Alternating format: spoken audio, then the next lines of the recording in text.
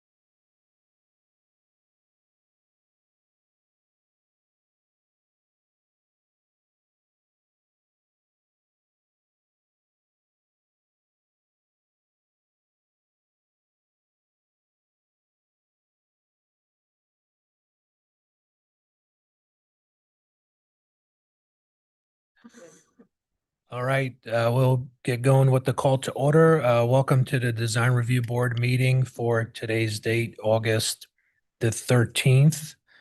My name is Emer Bauda. Sarah, would you please call the roll? Board Member Coveney, Here. Board Member Gibbs, Here. Board Member Weil, Here. Chair Pro Tem Neve. Here. And Chair Bauta. Here. Louis, for the record, could you let us know of any member of the public with you and where you are currently?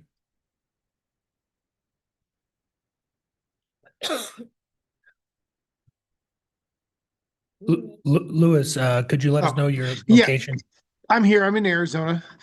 And the address was published on the agenda, and I'm the only one here, and signs posted out front. Thank you so much. We will continue with the Pledge Allegiance. Debbie, would you like to lead? Sure, please stand, put your hand over your heart. I pledge allegiance to the flag of the United States of America and to the republic for which it stands, one nation, under God, indivisible, with liberty and justice for all. Thank you all for that. We will continue with the description of the meeting procedure. We will start the meeting with public communications, and that's where any member of the public can come up and speak on any item that's in the purview of the design review board that's not on today's agenda. We will next go to the consent calendar where the board will review and vote on previous meeting minutes. Then we will review any modifications to the agenda order. We will then proceed to regular order of business. For the regular order of business, I will introduce an item, the address, the design review, or any other entitlement numbers. The applicants will take a seat up here in the front. The board members will then give their ex parte disclosures, which are communications that we've had with people prior to tonight's hearing regarding an agenda item. The staff will then present a summary presentation. We will have a chance to ask questions of staff. I will then declare the public meeting open. The applicants will have 5 minutes to make their presentation. The members of the public will have 2 minutes each to comment on that. The applicants will then have 2 minutes for rebuttal. Once that's complete, the board will have the opportunity to ask questions of staff, the applicant team, or any members of the public. After that, I will close the public comment. Then the board will commence deliberation. During the deliberations, any action is initiated by the board by motion, a second, and then a majority of vote of the board. The applicant or any member of the public that lives within 300 feet of the project who disagrees with the decision of the board will have 14 days from the decision tonight to file an appeal. So with that, we will start off with public comment. Again, anything that's in the purview of the DRB that's not on the agenda, that's not related to an agenda item, please come up to the podium. Seeing none, we will continue to the modification of the agenda. One element I wanted to bring to the table was 747 St. Anne Street, maybe bringing that up, moving it up to 5.3. What item is that? 5.5 at 747 St. Anne's Drive. I'd like to move that to just after 5.2. The other element I'd like to move would 660 Went Terrace, 5.7.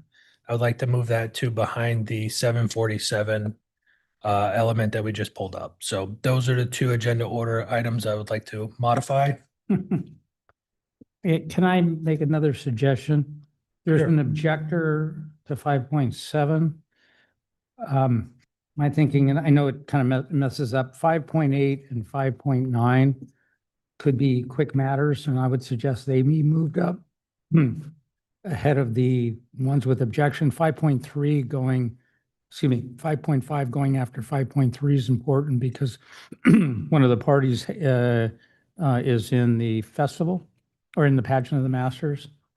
So, Yeah, after 5.2. Yeah. right. after So five- my suggestion would be 5.2, 5.5, 5.3, 5.8, 5.9, and then 5.7.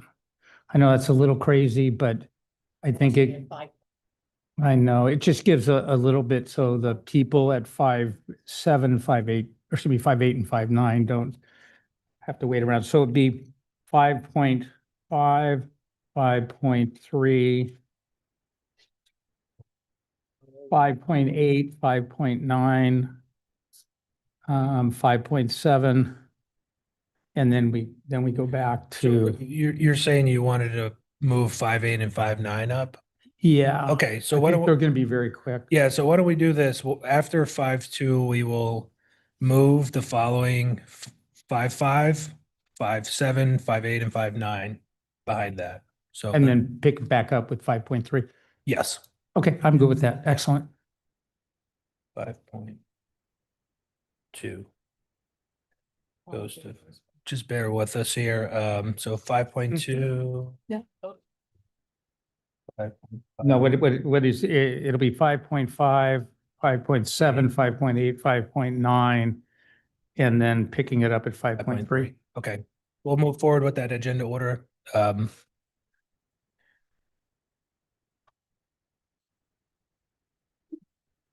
Next, we will move to the consent calendar, item 5.1, 30722 Driftwood Drive. Any members of the public wish to speak pertaining to this consent calendar element? Seeing none, do we have a motion? Let me briefly state, I've reviewed the resolution. It captures what we had talked about and agreed to. So without much further ado, I will move that we adopt Resolution 2026-1194, approving Design Review 2026-1194, Coastal Development Permit 2026-1196, Variance 2026-1195, and Revocable Encroachment Permit 2026-1302, and finding said action exempt pursuant to 1503 of CEQA. That's my motion. And I'll second it. Second. Oh, you can't second from the outside. I'll second. Sarah, please call the roll. Board Member Coveney. Yes. Board Member Gibbs. Yes. Board Member Weil. Yes. Chair Pro Tem Neve. Yes. And Chair Bauta. Yes. Thank you all. Moving on to the regular order of business, regular business. I'd like to introduce item 5.1, 1199 Temple Hills Drive. This item is requesting a continuance. Any members of the public wish to speak on item 5.1 tonight, please come to the podium. Actually, Chair, if I might interject for just a moment before we Sure. jump into the Oh, public that's great. hearing items. Wanted to pick up on a conversation that I started with the board at the last meeting, and remind you that on July 21st, the city council had adopted a new design review efficiency ordinance. There's some changes in that ordinance that I think I just wanted to remind the board of because it has some applicability tonight. So on tonight's agenda, you do have several applications involving either the concept of exceeding building site coverage or that are showing swimming pools and other water features. Relative to swimming pools, the new design efficiency ordinance now takes that out. It is review of swimming pools and design criteria related to swimming pools is no longer something that is within the purview of the board unless the swimming pool or the spa rises more than 3 feet out of the adjacent grade. But anything that is less than 3 feet above adjacent grade is now exempt from design review and the applicability of design review criteria. Just want to make that point. Number two is relative to building site coverage. The new design review efficiency ordinance has been updated in such a way that it allows the board to grant building site coverage exceedance up to 5%. If a project is proposing to exceed building site coverage by more than 5%, that would trigger an application for a variance. As the board is well aware, variances have a different review criteria, higher review standard, different findings that apply to it. However, we have a number of projects that are in the queue that were filed prior to the adoption of that design review efficiency ordinance. And so those projects, including a couple that are on tonight's agenda, are being evaluated under the old standard. So there's no change to your recent history, past practices, but on a going forward basis, the standards will change and staff will identify those times within the staff reports so you know which standard a project is being evaluated under. Finally, In terms of the overall design review criteria that apply to your projects, in the past, design review had 16 criteria. That has now been reduced down to 11. The criteria that have been removed from consideration involve swimming pools, spas, and water features, sustainability, sign quality, public art, and design integrity. So those are the 5 that are no longer subject to your purview. I will also note that the required findings have been reduced from 4 down to 2. So the findings that you are measuring each of these projects against now include compliance with the Laguna Beach Municipal Code and any applicable specific plans for that property or area. And number 2, that the project is designed and located in a manner that is consistent with the now 11 design review criteria that apply to the projects. So with that understanding and clarity, I just wanted to, free to go ahead and continue on with tonight's agenda. Question. Question, But, please. but it would also include coastal development permit. Correct. All right. Yes, yes, yes. Yeah. Thank you, Bill. Thank you for bringing that ordinance forward, and thank you and staff for all the efforts to streamline this process.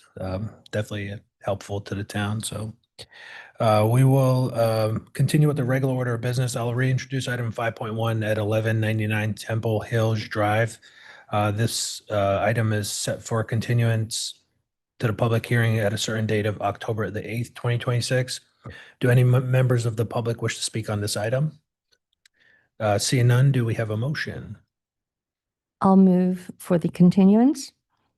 And I'll second. Sarah, please call the roll. Board Member Coveney, Yes. Board Member Gibbs, Yes. Board Member Weil, Yes. Chair Pro Tem Neve, Yes. Chair Bauta. Yes.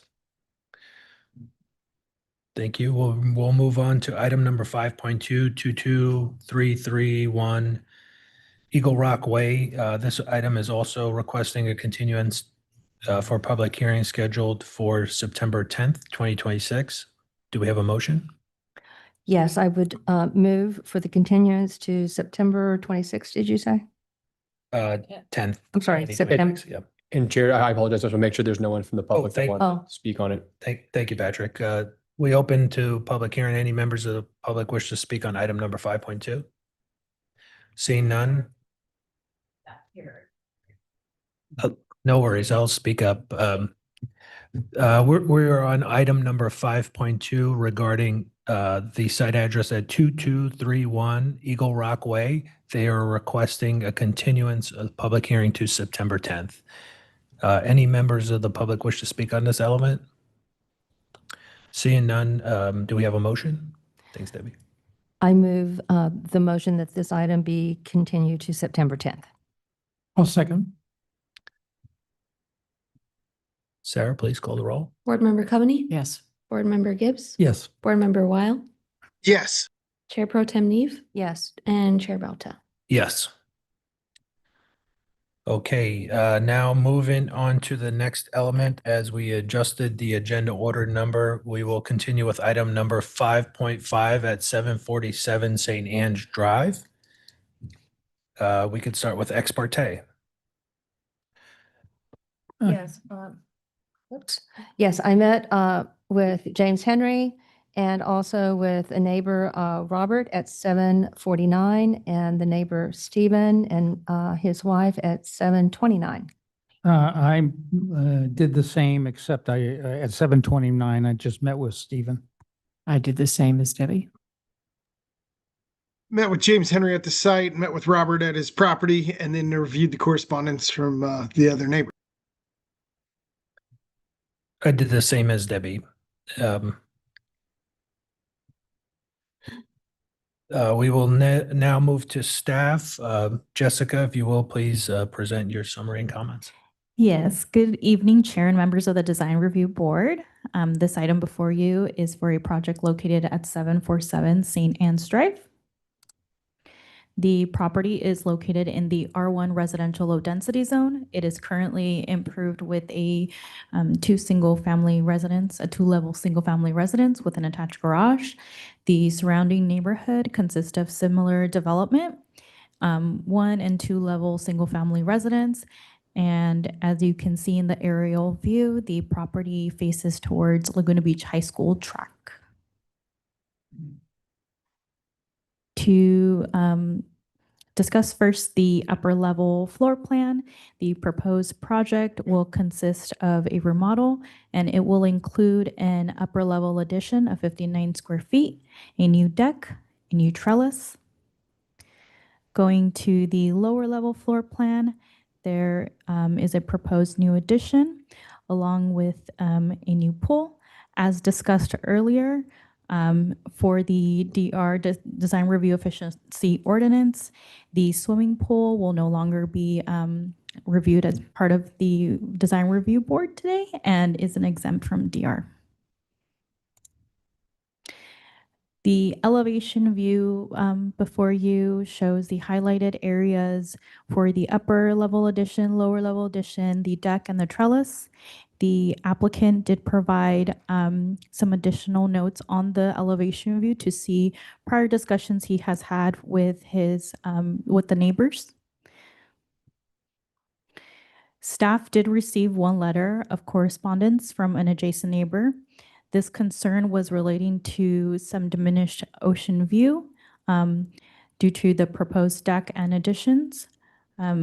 Staff did receive also another letter of correspondence in the last hour prior to the hearing, which was forwarded to the members and also to planning staff. In conclusion, the project complies with the design review guidelines, complies with the Laguna Beach Municipal Code development standards. Staff is recommending today for the Design Review Board to adopt Resolution 26-1336, categorical exempt per CEQA guidelines section 15301 and 15303, and approval of DR 26-1336. This concludes my presentation, and I'm available for any questions. Thank you so much, Jessica. Do any members of the board have any questions of staff? Seeing none, we will open the public comment. And the applicant team, you have 5 minutes for a presentation. Thank you. Quick question for Jessica. The letter that arrived within the last hour, was that from 761? It is, let me just double check. It is. It is, Okay. yeah. Okay. All right. Then we're going to hand out this. Okay. Thank you all for meeting out with me at the site and viewing the property and helping to understand the project. I'm here tonight with AJ. He's the new owner of the property. He's the one who hopes to live here, raise his family, his dogs. This mic's hot. That's good. What you're being handed out is some additional information that I got a call from the resident at 761. So I'll cover that in my presentation. The project is pretty straightforward. It's an addition on the rear of the property. We're adding some elevated deck. We have a covered portion of the patio in the rear, and we have a pool. At our neighborhood meeting, I spoke with John from 761. Originally, I had a gable roof on the rear of the property, which was mimicking what was there originally.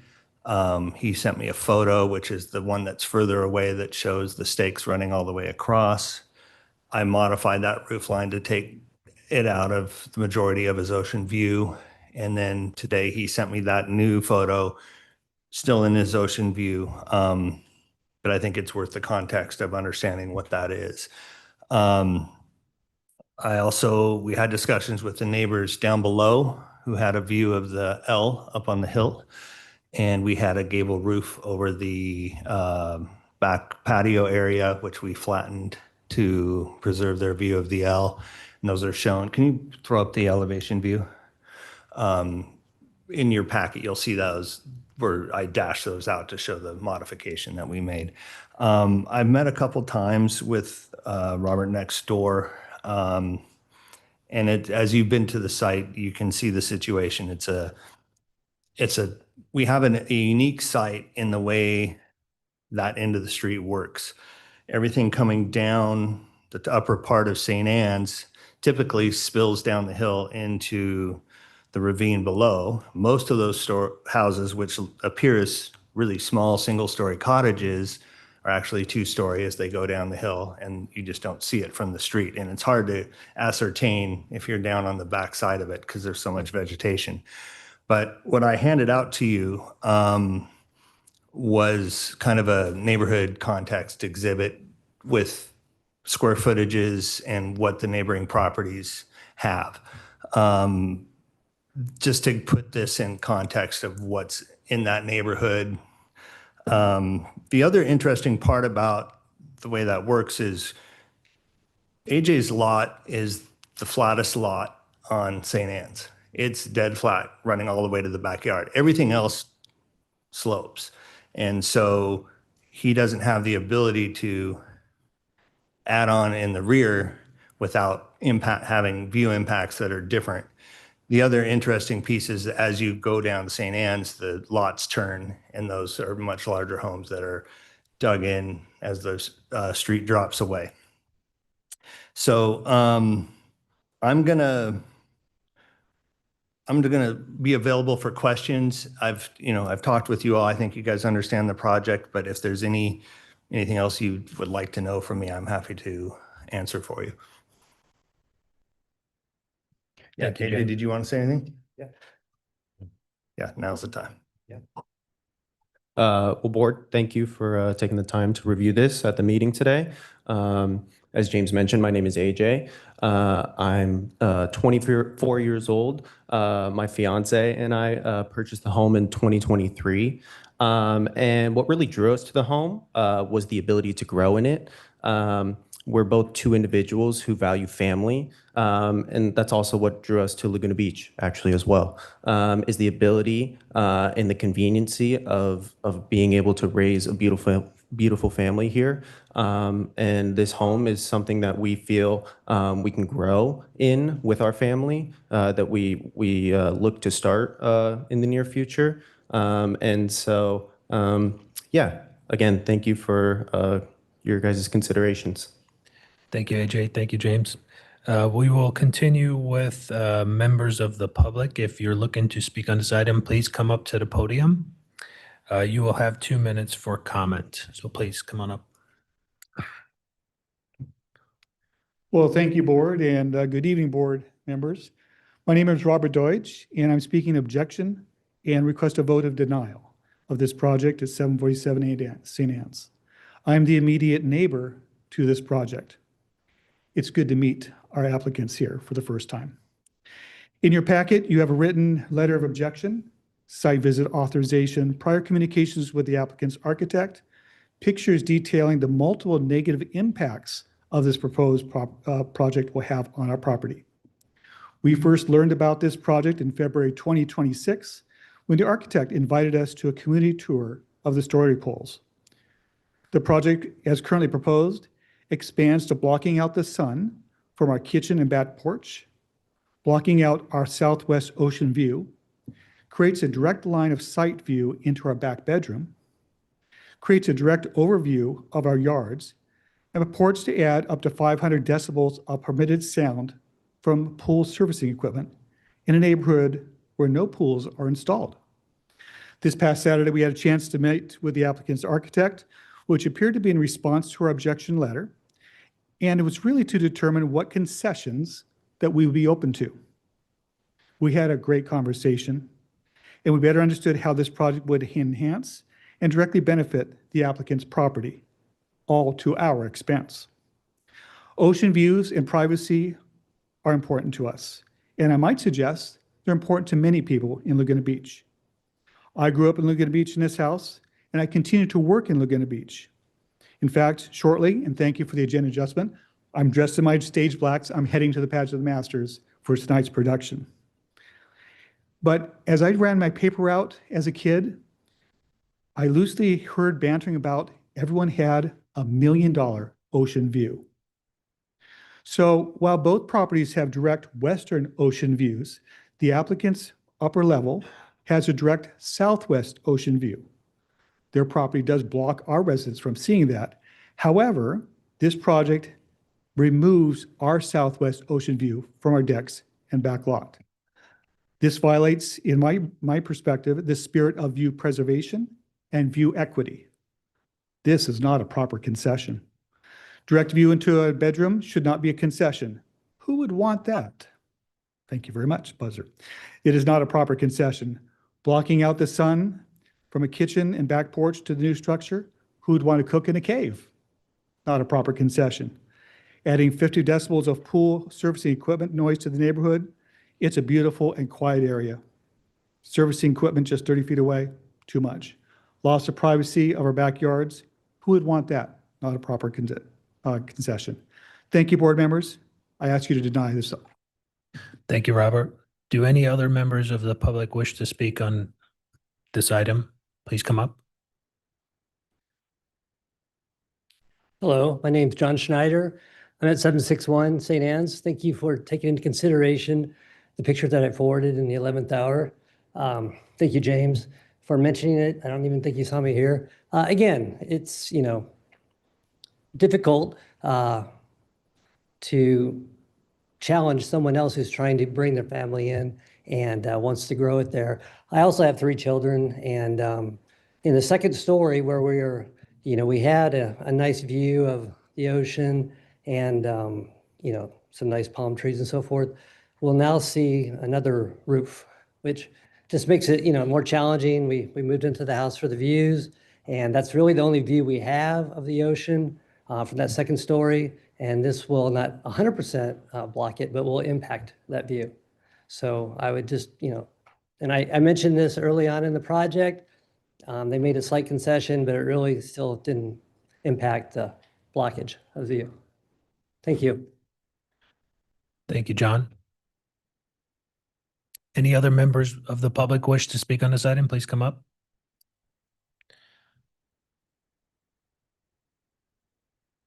Hello, board members. I'm Stephen Crawford, and my wife and I live at 729 St. Anne's Drive. Our property is adjacent to 747 on the southwest side. This property, if a pool was developed, would be directly behind our home.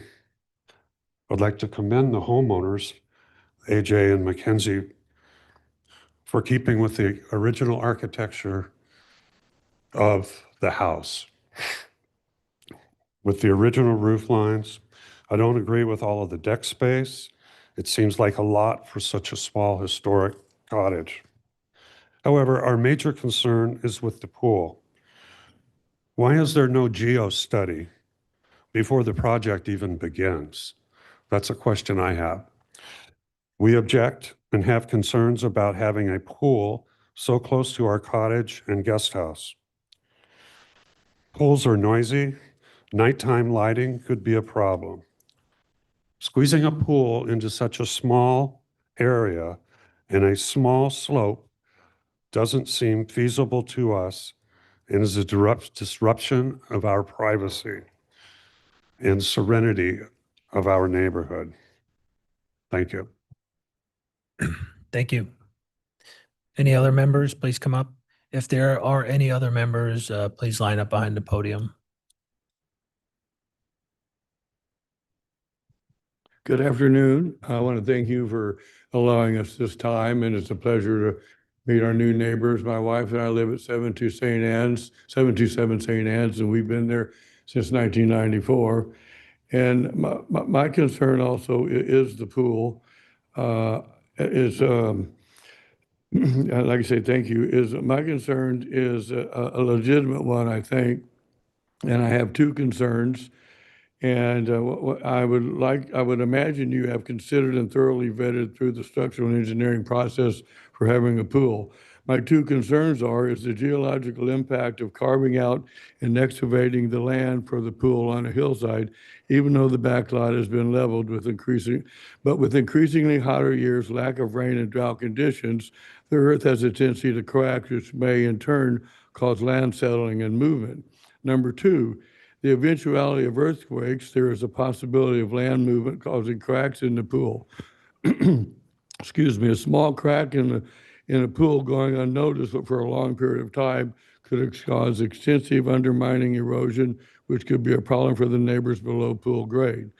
So I just want to thank you, and I hope you have vetted and had a geological survey as to having that pool, even though the back lot is level, it has been leveled, and it's still on a hillside. And so my concern is the safety of the pool and land movement and changing.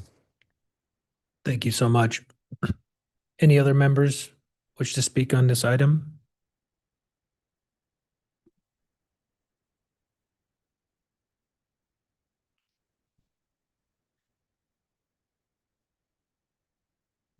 Thank you for listening to this rebuttal. We're very concerned about the pool, the cement, and the amount of water that would go into the pool could compromise the hillside. We're very concerned. Several of us are right below the pool. We're directly below the pool. And we don't understand why there is not a geological report before this begins, because we're just, I'm frankly afraid of the hillside coming down. We also are in very tight quarters. There are 5 or 6 properties surrounding the property we're talking about. It's a very dense, crowded area. I don't think anybody in our area, in our neighborhood, is for the pool. And we're concerned about the noise and the lighting and the serenity of our neighborhood. Thank you very much for listening. Thank you. Any other members of the public wish to speak on this item? Please come up to the podium. Seeing none, we will return to the applicant for 2 minutes for your rebuttal. Thank you. I'll just respond to a few things. In general, yes, we will have geo, we will have structural, we will be, as you understand, the pool will be constructed in a way that will have no impact on anybody. Last thing I want to have is a pool sliding down into that canyon, trust me. So I understand all those concerns, but those will be addressed in the building department submittal. Thank you for rearranging the agenda. I think it's, Robert helped my kids go through the pageant as well. It's a great thing. So it's good you were able to do that. I think what I'll do is just reserve time and you guys can ask me any questions that you have in response. All right. Thank you. Thank you, James. Do any members of the board have questions of the applicant? I have a quick questions. We've heard a lot of concerns expressed, this is to Patrick and to Bill, about the pool. And I had some concerns about the pool, but I'm well aware of the emergency ordinance removing the pool from our purview. Is there any aspect of the pool, including the concerns, any aspect of the concerns raised by the public that the design review board can consider? So I think within the current ordinance, you could still evaluate maybe the pool equipment location component of that, although I believe that was included in another portion of the overall package of ordinances that were adopted by the council on July 21st, though not specifically adopted as part of the urgency ordinance, which means it won't take effect until later this month. But as of tonight, I think pool equipment you could address if that was a concern. The pool itself, you cannot. Okay. And so we can consider noise mitigation measures. I mean, if we probably can't say no equipment because that would basically be undercutting the emergency ordinance, but we can include mitigation measures on noise and location. Okay, thank you very much. So I'll ask you a quick question, James. The pool equipment, what is that going to be structured? Are you going to build some sort of a concrete structure around it? So they don't have to look at it either. So we were we were even talking about that maybe we drop it into the ground in a vault as much as we can. And, we'll have as much sound attenuation. That would be beneficial for the applicant as well. and I understand the proximity, the houses that come off the lower part of St. Anne's are all slammed up against the rear yard there, which is, I mean, it's an interesting situation, but I get it. So yeah, we would be amenable to that. You just describe what that means. I mean, would all of the pool equipment be below grade and then have some kind of a cover to it that would be essentially soundproof? So, I mean, you have to be careful when we talk about like air conditioners, and we used to want to put those in boxes, right? And Right. everybody figured out that actually that makes them louder because you're refracting sound around. But if you can get it below grade, I don't know the specifications of what exactly we can get away with, but we can put it in the ground. And In the past, my experience, and I'd be interested in some of the other board members, we've rarely disallowed a pool under the old ordinance, but we've required that the pool equipment be within not a vault. I have not heard of that, although that sounds intriguing, but we've had it enclosed in, cement soundproofing surrounding to the pool. And so I assume you'd be amenable to that. Yes. That's what I was thinking of when I asked the question, but go ahead. I have I have another question too. In the past too, we have limited, I think what's disturbing with pool equipment tends to be when they cycle. And so you'll hear that click for it coming on. And since you do have such a small area, everybody's pretty crowded. Would you be willing to have the operation hours be limited so that you're not hearing it at night? So you could just I think you need to have it up to like 8 hours or 10 hours. I forget the specification, depends on what you get. But I think you can reasonably and easily limit the operation of that cycle so that it's basically during the day. So it's not. so that the pool is heated, but Right. it's not kicking on at one. Exactly. We've Bill, generally done pool shut off like by 10 o'clock. Something Maybe like we that. do a little bit earlier. Go ahead, Can I- Louis. can I ask Bill a question? Traditionally, when pools were involved, we had a standard condition that was associated,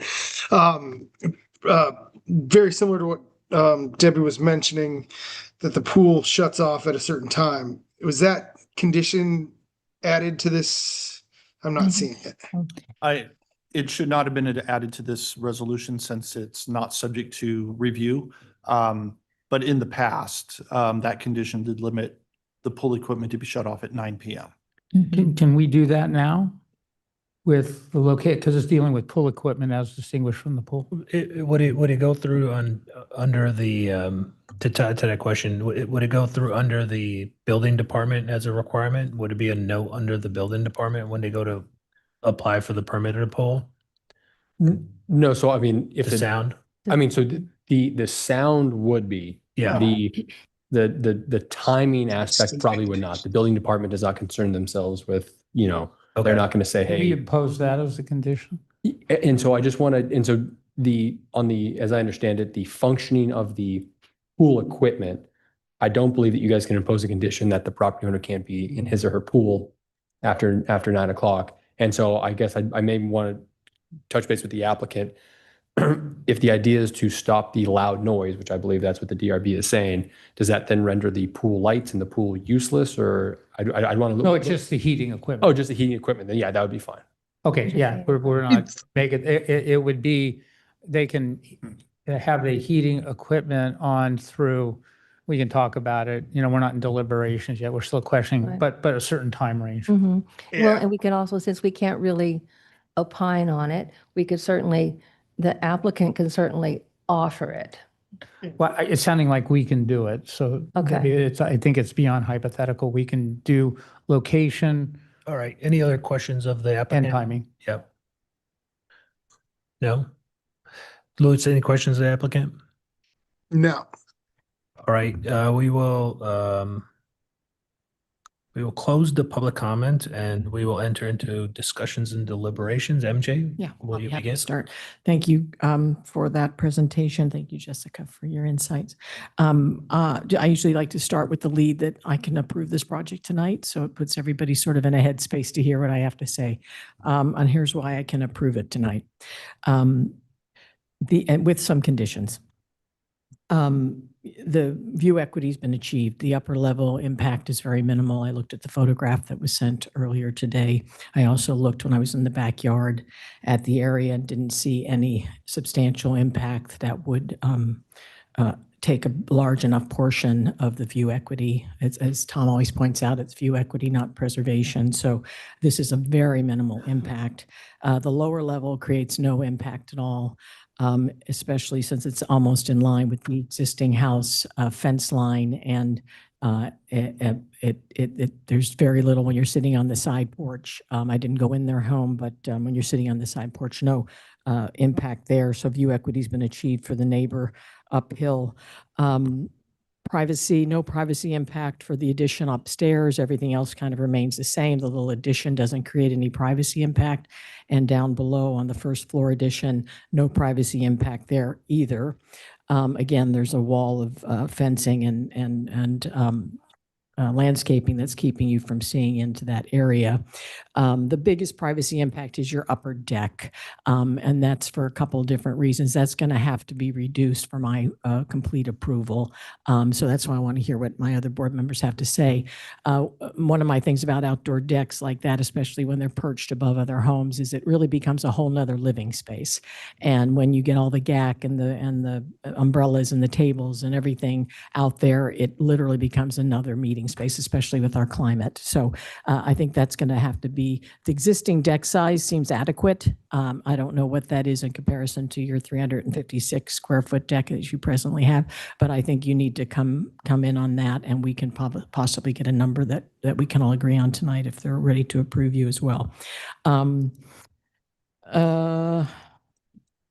Pool. We can't opine on that, but just as a historical reference, as Tom pointed out, we generally always approve pools.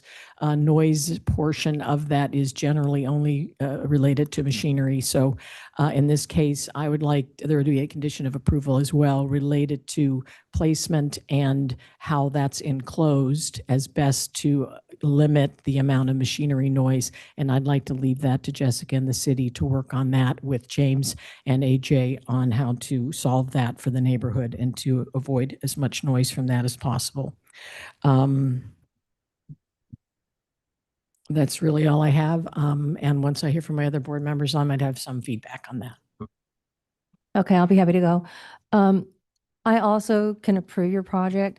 I have to say, you know, when I took a lot of pictures, particularly from Robert's perspective, and I am short, but even standing there, looking at the back bedroom deck and looking at that area and looking back at the photos and talking with the architect, you know, I went back and forth to see if a reduction would really, really significantly make a difference. And I came to the conclusion, looking at this, if you really push that deck back, you may have actually more impact. It's a glass, it's a glass wall. And so currently that frame of the glass on that side, on Robert's side, would basically frame what view he has. And he could essentially he could see that sliver of ocean. If you move it back, then that corner, that leading edge, then could certainly, in my opinion, block actually more of it. So block more of that view if you had, There's going to be things anyway, on the deck. I'm not gonna go through it, but yes, there's more than likely going to be, chairs or whatever. There's going to be stuff on the deck anyway. So I think that the reduction might just make all of those things like more compact and more impactful. So I'm okay with the size of the deck where it is for those reasons. I just thought I'd justify that. But and looking at, I just think that you can't really deny, first of all, the house extension doesn't have any impact whatsoever. The lower, I mean, the upper story, as my colleague said, the lower story has no impact either. I want to thank you for putting that trellis rather than that roof, because I think that certainly helps just as far as the overall. And I think with the pool equipment sound reduction piece, I think that I can approve your project this evening as is. Emer? Well, I thought a lot about this project, and I differ somewhat from my board members. First of all, I think the ground floor is perfectly permissible, doesn't have the impacts, and I think is compatible with the pattern of development in the neighborhood. This is a rather unique neighborhood where the houses are very close together. There is almost on top of one another. It's a rather unique neighborhood. And part of the aspect of this neighborhood is compatibility between homes. Most of the homes are single story. And so I think the pattern of development is fair to say single story. Where there are 2 stories, they're generally small at the upper level, particularly on the flat area, the area from 747 on up. And most of those homes are single story. Where there is a double story, they do not go very deep. And I mentioned this to James, I could not find anything in the flat area that remotely approaches the size of the second story that's proposed. The second story is effectively adding almost or more than 250 square feet to an already existing second story that I find is neighborhood compatible. But adding that much is not, in my mind, neighborhood compatible, nor is such a big deck. The deck size for, again, the second story, I don't have a problem at all with the first story because that's the pattern of development to make primarily first story homes. And you certainly have a lot in the back that facilitates that. The deck of 352 square feet is unprecedented in that neighborhood at the second story. I just didn't see one. And I walked on both sides of this, up and down the street. So I had talked to James about what can be done to bring back the second story and reduce the deck from a neighborhood compatibility standpoint. With respect to privacy, I think both having a deck so close to the neighbors of that size will impact privacy. And I think MJ said it well, that there's going to be activity up there. And it's up above, and it's going to be showering down on all the neighbors. I think that kind of a deck is particularly inappropriate in that neighborhood. I can't approve that size of a deck. A much smaller deck, I could. With respect to the building coming out, which is, again, it's something on the order of 250 square feet. I'm less concerned about privacy and more concerned about the view equity of Robert Doge. In my view, from where I stood from that house, it takes away all the view, ocean view. I don't think pulling back the deck makes it worse. In fact, I think it's pretty visually impacted, but particularly if there's going to be things on top of the deck. So for me to approve this project, the house would need to be pulled back maybe to the point of eliminating the expansion of the second story and putting that program on the first story, which is neighborhood compatible. And to the extent there's going to be a deck up there, would need to be smaller and move closer to the street. So those are my views on that.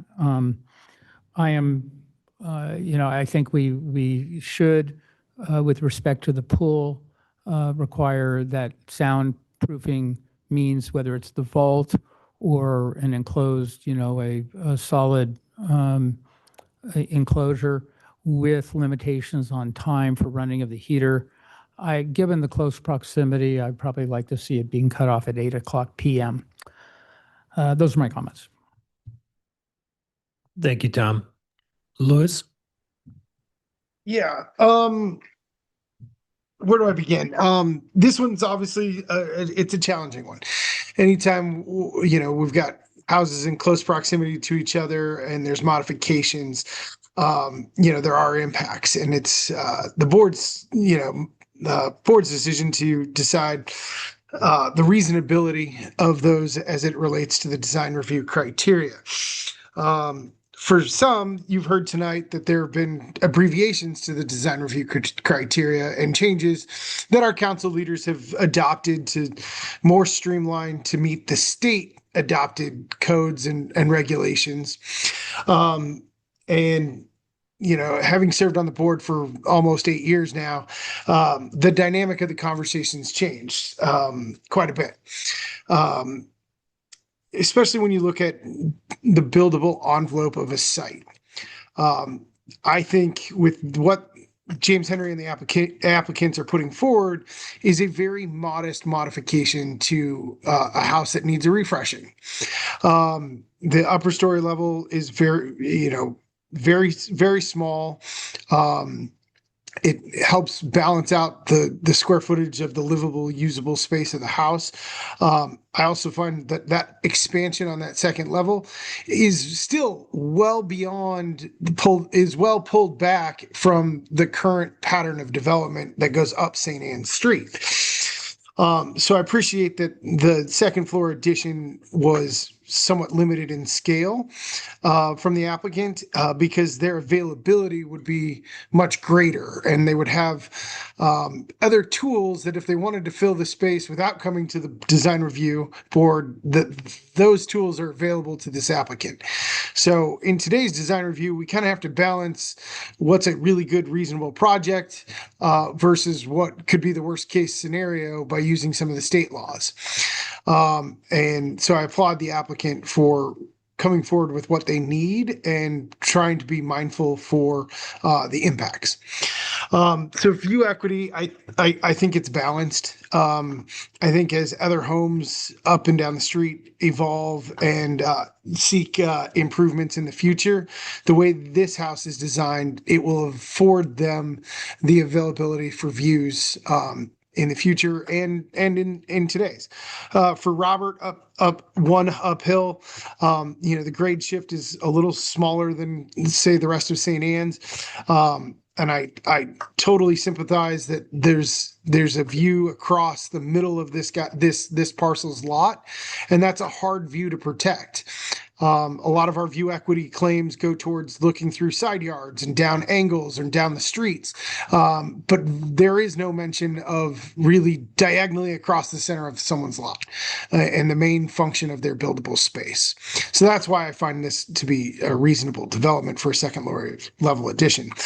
The lower level, as I concur with my fellow board members, I also wanted to add the trellis component. I think was a wise choice, as it will create some buffers for privacy given the proximity to the neighboring houses. As for the vaulting of the pool equipment, I think either a partial vault or a full vault would probably be beneficial, as the idea is to send the sound up and out instead of to the sides. So with the right sound blankets and noise attenuation and maybe even some of the rubber pads for the feet, that'll help mitigate the noise. And I'll leave it to the staff to verify any modifications for best practices and improvements that the applicant wants to seek post this hearing. So I'm supportive of the program, and yeah. Thank you, Louis. From what I can gather, it sounds like there's consensus on the upper level portion of the addition, aside from Tom. The other element I think MJ was suggesting was a reduction, or I guess a relocation of that deck railing. I do see Debbie's point with regard to the deck railing. If we were to reduce it, it makes for a tighter space on the deck, potentially adding to equipment. Just because there's a tree to the left. I think it blocks some of that view. My initial thoughts were leaning toward a reduction, but it seems like that could sort of work. And I think that's probably the direction I'm leaning toward. I think this project, James has had his work cut out for him. It's not easy, to Lewis's point. It's not easy to balance to balance the views with the right to development, especially when it's through a property site, private property owner. And I think the applicant did a fantastic job of trying to balance both. And it looks like there were initial attempts to even come out further. So we appreciate the reduction even prior to coming to tonight's hearing. With regard to neighborhood compatibility, I think that there is neighborhood compatibility here. And I think that the privacy element is very similar to the current condition with regard to there being a deck there currently. So with that said, I think I could find approval. I just wanted to hear MJ out to see on the Yeah, I'd like railing. to ask a question, because I'm certainly not opposed, if you guys can just make me understand the deck, because I want to be fair to the surrounding neighbors, how that would, and you're a builder, so you know that more than me, so, yeah. Right, so you feel like, oh, sorry. So you're saying that just because they remove it, there's a big tree in the way? I'm saying. And so Chair. I can also show my screen here. Perfect. If you can't try to describe it for the public. So looking at this photo, there's a tree to the left, which if we were to reduce the deck size, it wouldn't benefit the view equity portion of it. It would reduce the deck size, which is part of, I think, what you're thinking. But as far as like the view equity, I think So it has no view equity impact, but how about privacy? Did you feel like there was a privacy impact? I think that Looking down to the backyard. Looking down on it, I think the current deck condition sort of has that ability as currently laid out. Okay. I know it comes out a little bit further, but that's kind of why I was thinking with Debbie, if she was looking at it from a use standpoint, and if there was furniture, kind of like how it's currently laid out and it's all condensed, that might almost make it worse if we did a deck reduction. I know we're not looking at furniture for the purposes of DRB, but for the purposes of the deck, I think maybe having a more spacious area might actually help the neighbor with regard to future views. Okay, let me just speak briefly on that, because I'm looking at it. The deck is going to come, the floor of the deck is going to come right up to where the ocean view begins from my picture. I think that's fairly consistent with where your picture is. So if you're saying that by making the deck longer, you're going to preserve some of that, I think it's more likely than not that. So it's we're gonna not be saying very we're not difficult to see saying the making it ocean. longer. We're saying Further out. We're not shortening it. Well, same Yeah. thing. So by We're maintaining yeah, it. I meant to say the same thing. If there's a benefit from keeping it further out to preserve that ocean view, I think that ocean view is going to be lost either way. Just given how low it is to where that deck floor begins. And, my concern with the size of the deck, it's a big deck, bigger than what's existing already there. And it's further out over the backyards and the homes of the residents. And you can see on this that you do have windows there, and also on the Robert Doge's side, there's windows. So, while I'm against the project, I would encourage the board to make the decks smaller. Tom, what would be your suggested reduction in the deck if you were looking at? Putting aside I just don't like the deck in that location, but I think that the positions that the board members have taken are very reasonable, including the good point that Lewis made that you picked up on, which is this is looking across a lot. But putting aside my differing view of neighborhood compatibility, I think the deck should be about half the size proposed. It would be more neighborhood compatible, and I think more conducive to privacy and noise that the neighbors would otherwise face from a much larger deck. So Tom, I'm gonna push you for approval tonight. So I'm gonna ask you a question about this addition on the upper level. Okay. It's a 10 feet off the back of the existing house. And it's in order to achieve an extra bedroom. As you can see, it's a small house. It's 1,300 now, and it's gonna go up to 19 something, which is kind of standard in these skinny lots. The houses on St. Anne's, there's a variety of sizes here, all in, all within compatibility from a square footage perspective. So, and there's no view impact that's of an equity perspective. So that's where I'm struggling seeing your point on that. And Well, I think that's a very fair question. try to be fair. And, it's getting me, as I'm thinking about this, to be thinking, because we should listen to each other and and be moved one way or the other by it. Yeah, my issue isn't the square footage of the overall house, which is what James provided here. My issue is just the size of that second story. I think it's out of neighborhood compatibility, but to be fair, or to be, I think to be clear, I have bigger objections to the deck than I do to the extension of the house. If you look at even the Roberts house, he has a second story that also is in the front part of the lot. I think the extension of the house has less impact. I'd like to see it pulled back, but that deck is just really tough for me because I think it does impact both the view and it's out of character. Could you get my vote if you pulled it back halfway? Let me think about it. Let's see if there's. That's what I'm thinking, is because I'm with you on the deck, and I appreciate your perspective, because I really wasn't looking at it from view equity. I was looking at it more from a privacy, neighbor compatibility, and just the activity that would be out there and how that would impact homes being so close. So, and I figured the home itself, adding that little bit, provides a lot for the homeowner. It doesn't take anything from the neighborhood. It's in the back. It doesn't show mass and scale from the front. It's really not, large, looming type of structure. So did Louis have something to say? Go ahead, Yeah, Louis. I appreciate the discussion and the dialogue. But I'd like to try to call for a motion. If the chair's ready for that. Let's let the chair decide.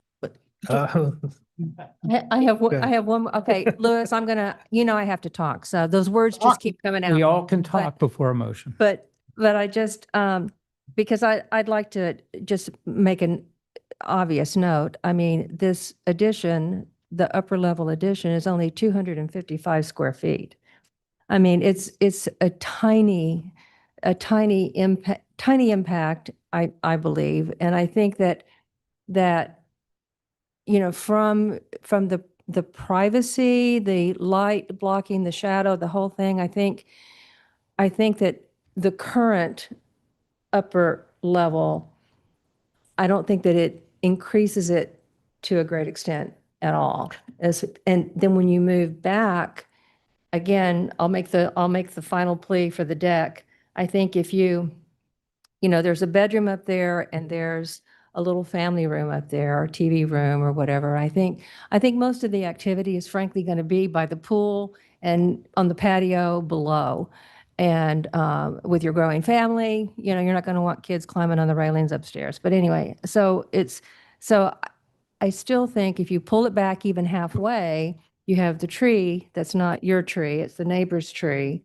That's basically kind of where that tree is. So it still is going to be about in that same area. So I've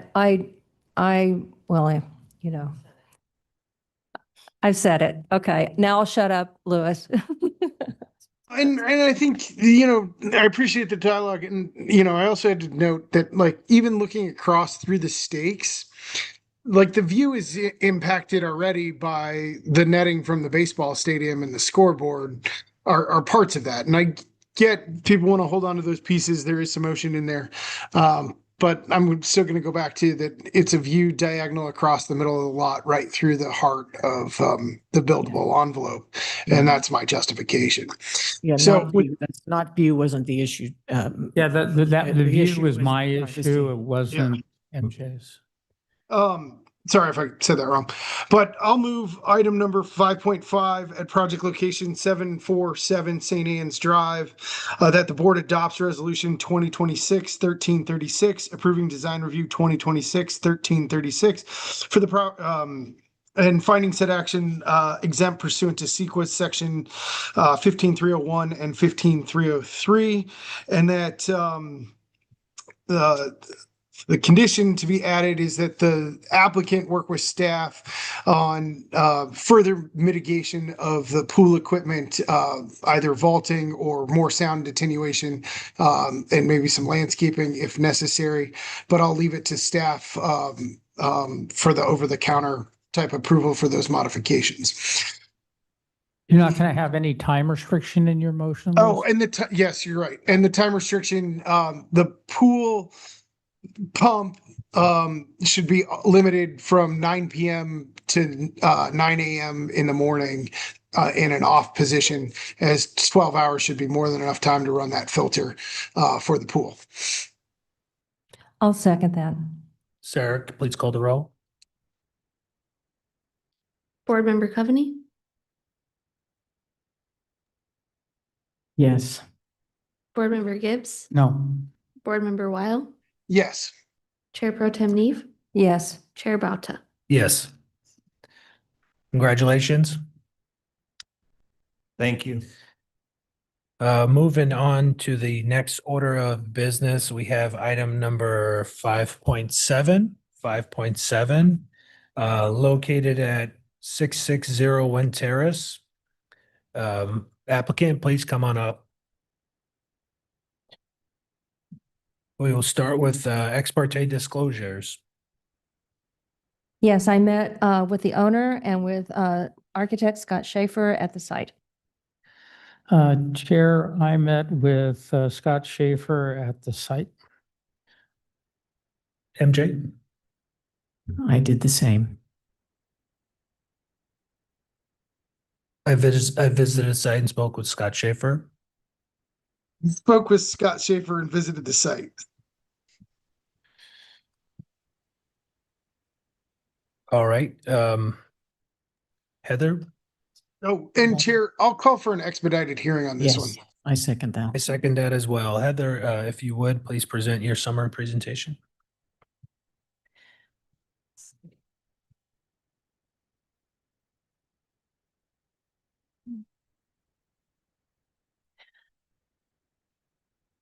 Good evening, Chair Bauta and board members. Item 5.7 is Design Review 26-1314 and Coastal Development Permit 26-1295 at 660 Went Terrace.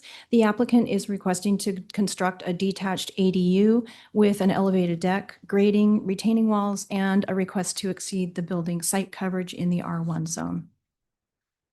The site is located on the east side of Went Terrace, south of Park Avenue, and is developed with a two-story single-family dwelling with a two-car garage.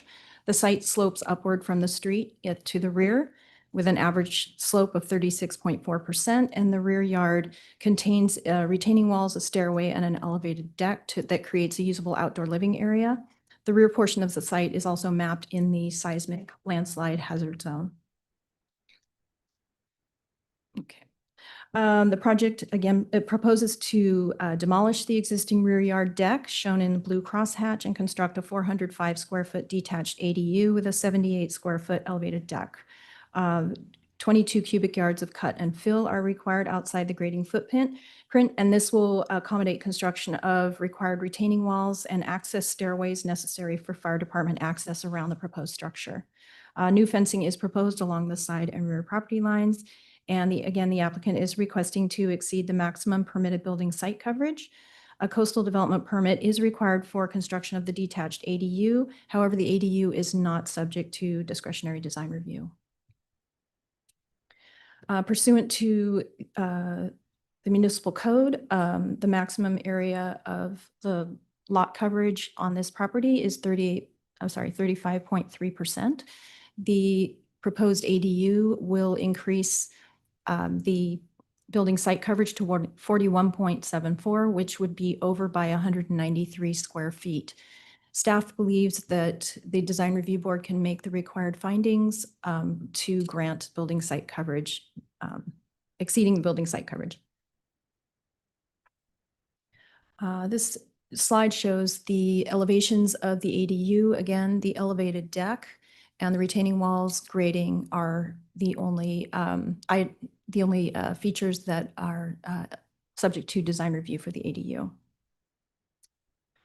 And this is a cross section that shows that the ADU conforms to the maximum height limit of 16 feet for a detached ADU, and that is measured from the existing grade, or the finished grade, whichever's lower. Staff received 3 letters in support of the project and 1 letter expressing concerns.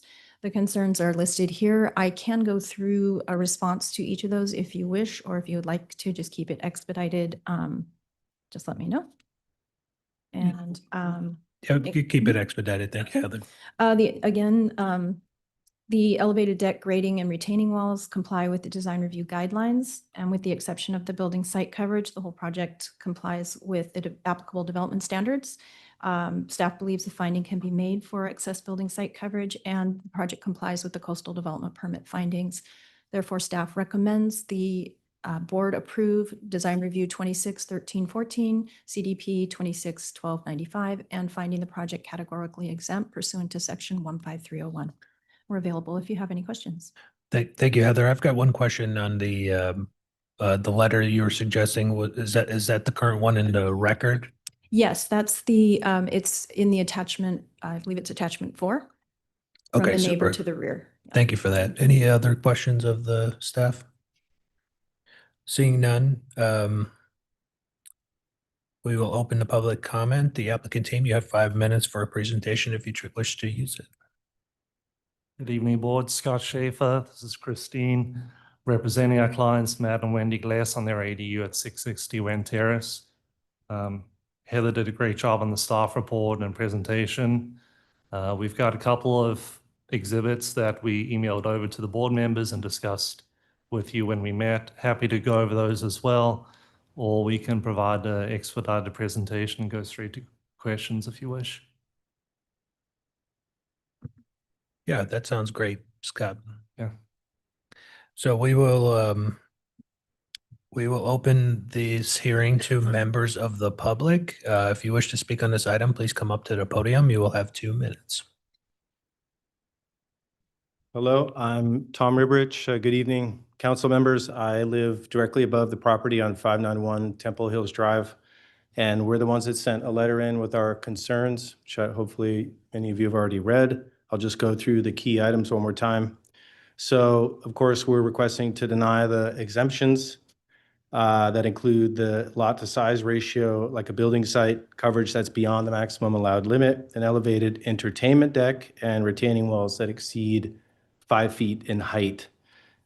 We feel that regarding the building site coverage, there's a massive dwelling already exists on the lot with 4 bedrooms. There's almost no land as it is, so the lot is almost maxed out with the main dwelling structure. And so with these proposed plans and the 3 exemptions, the entire lot space would be completely built out with no remaining free land. So I think this would create like a mansionization effect that I believe Laguna Beach is opposed to. And so I think that adding this oversized dwelling unit and the 2 sets of staircases, the hardscape entertaining decks and side landings, it all seems very excessive for the existing lot to size ratio and to the look, charm, and greenery of our neighborhood that we currently enjoy. We think that there's possible incorrect use of the hillside grade to establish the foundation and the ADU heights. We would just ask that is checked carefully, that they're not backfilling the grade so that they can get to a higher level. So, and also we feel that that we want this to be visually compatible with the character of the surrounding areas and the view corridors. It looks like that the proposed unit is too large and being built up too high. It will also affect our view in the backyard. But again, we have about 7 backyards there that blend nicely together. It forms a kind of a green belt, a natural green belt between the homes. And this one would really stick out like an eyesore as you look down below. It doesn't block our ocean view or anything like that, but I just think it would impact the nice green corridor that we have at the moment. And then I also feel that finally, the most important, the privacy and noise, especially the concerns about this large entertainment deck. Again, to refer, as you mentioned earlier, Board Member MJ, that, you know, the deck is also an extension of the living space. And so we feel that this would just bring excessive noise that would go straight up to our house. It's like an amphitheater there from their property up to ours. You know, our backyard is a repose, a calm area that which we bought the house for to enjoy. It sits directly behind the proposed unit. And, you know, we're just concerned about the noise increase. And there also is a window in the back of the unit which would directly face us as well. Thank you. Thank you. Any other members of the public wish to speak on this item? Please come up to the podium.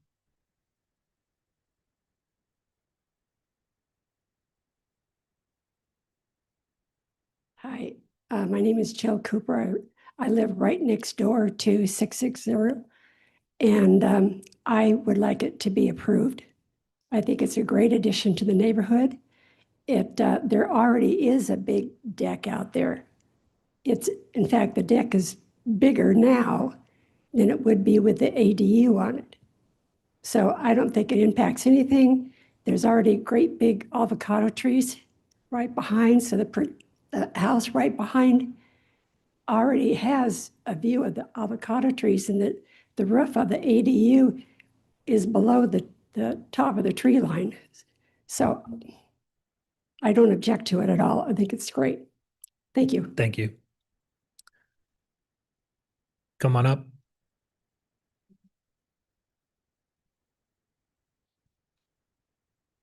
My name is Jerry Berger, and I live directly across the street from Tom.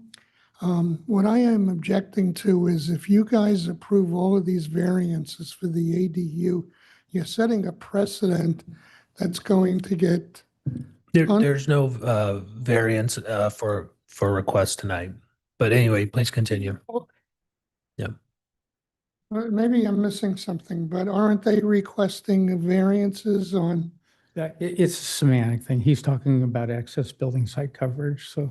No, we get a clear record, Tom. Yeah, So it's not a variance. It's not a but variance. Go ahead. Okay, well, if you guys approve this, you're setting an example for the rest of people that want to do this. And by allowing all of this, you're going to create something that is going to be a heck of a lot of people requesting this type of concessions. And as the people next to us are putting up an ADU by requesting exemptions, I can see that they'll go in and ask, well, these people did it, so why can't we do it? So I am objecting to that type of convenience that you're allowing. I hope I have expressed this properly. I'm not a person that gets involved in this, but the precedent is going to trickle down through the rest of the people requesting things. Thank you for the time. Thank you. Any other members of the public wish to speak? Come on up. Hi, everyone. Appreciate the time and consideration here at my father today. I'm 21. Usually I don't feel like people my age are doing this, but I just think my passion for the place I grew up at for 21 years is strong, and I want to defend the serenity that we have. So my concerns,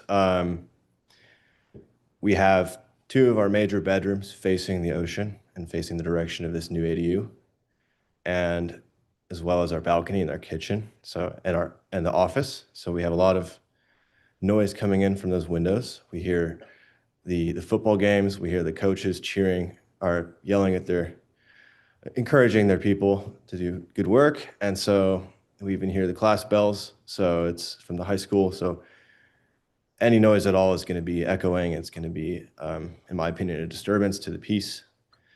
And I'm in college now. I go to Cal Poly. I'm doing engineering, and it can be very stressful sometimes. So I feel that it's important for me mentally to come back to a very peaceful and mentally allowing place. And I really appreciate that. I'm very grateful to have that ability, especially, and it's one of the biggest reasons I love Laguna. It's quiet, it's peaceful, and it's a break from the bustling world that I'm beginning to get into. So, yeah, I grew up in that, and one of the bedrooms right next to the backyard is where I grew up, and it's a big window. Same with their master bedroom. I feel like pretty confident a window in the back of that ADU would look right into our avocado trees and past it into our windows. It'd be a disruption of privacy. So, and I also feel that it's possible that with an increasing height of an ADU and a fence, that it could even impact the growth of our trees, which they bear avocados, and I love those avocados. So I'm up here with passion, and I'm up here with a point to protect what I have, the love for my abode, and the serenity it brings to my family. So I really appreciate your time and consideration. Thank you. Thank you. Thank you. Any other members of the public wish to speak? Seeing none, we'll return to the applicant for 2 minutes for a rebuttal. Thank you for your comments, neighbors. Heather, if you could pull up those exhibits, please. Just want to confirm that we are not requesting a variance this evening on the project.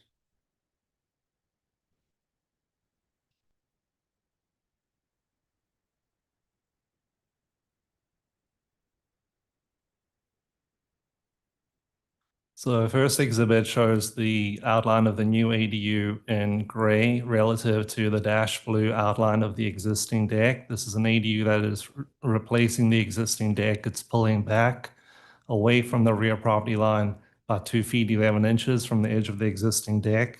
The proposed ADU has much greater side yard setbacks than the 4-foot minimum required for ADUs. We have 11 feet on the south side and 19 feet on the north side. The floor of the ADU is approximately 15 inches lower than the existing deck floor. Next slide, please, Heather.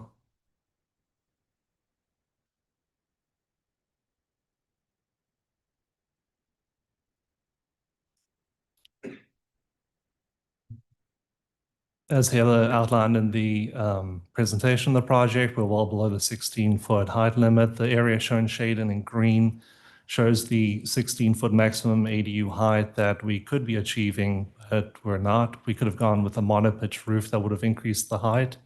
Next slide, please, Heather. This is a view standing at the deck looking back to the neighbor's property. As you can see, the neighbor's home is elevated much higher than our property. It's a 2-story home on a raised foundation that gives the appearance of a 3rd story. Per the staff report, the floor elevations of the neighbor's decks are roughly 13.5 to 23.5 feet above the roof of the proposed ADU. Next slide, please, Heather. There's actually a great photo that I took yesterday coming up to the property from the school, where you can see the subject property is 660 Wen Terrace, and see the approximate ADU location, and then you can see the neighbor's property behind us, again showing that it's well above our property, and they have plenty of landscaping on their side to serve as a buffer between the properties and provide green space. This is a very modest detached ADU, 405 square feet. We have letters of support from 3 neighbors. Hope to receive your support tonight as well, board, and look forward to answering any questions that you may have. Thank you. Thank you, Scott. Do any members of the board have questions of the applicant?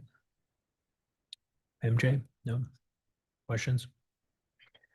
We will close the public comment and enter into discussions and deliberation. Go ahead, Tom.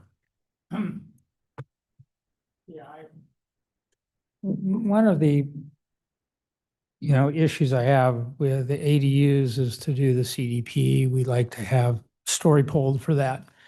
And I talked to you about that. And normally, if there was a real potential for impact on views or privacy, or views, actually, let me step back. If there's a real impact on neighborhood compatibility, that would impact that, but I don't see that here. And so I'm going to remove that issue, and then I'll talk about the light, the coverage. This ADU is so much below the houses up above, including the Ryberich house that they talked about. I don't see any privacy impacts. I don't see any view impacts. Even if we could consider those, which we can't with an ADU, only neighborhood compatibility. And I find this modest ADU to be neighborhood compatible.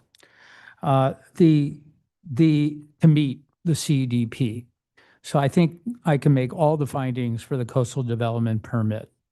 The real issue here is the issue of excess building site coverage. Now, the standard here, and it's sometimes overlooked, it's a fairly high standard that the code imposes on us, necessary to preserve views, preserve privacy, reduce heights, or maintain neighborhood development patterns. And one of the things we look at when we see this is we prefer single story to multiple story. And the reason we do that is because when you go multiple story, you have a much greater chance of impacting privacy, views, and heights. You might have heard from the prior one, I had some concerns about a second story impacting those things. So here, the existing is 35.3%, which is 2,244 square feet. The maximum is 38.7%, which is 2,456. And the proposed is very nominal. It's about 3% more at 41.74% or 2,649 square feet. That's a really minor amount of excess.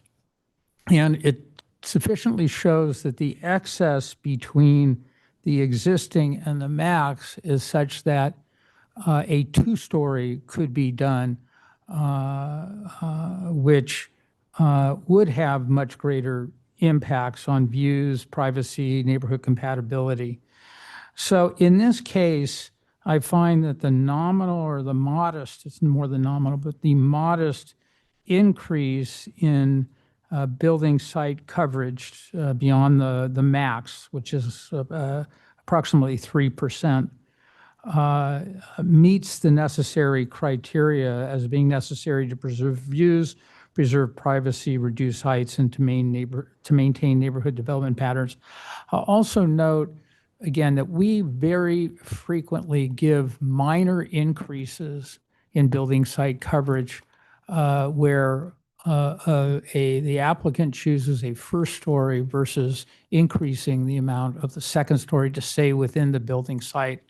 So this fits within, I think, the classic spot for making the necessary finding. It's not a variance.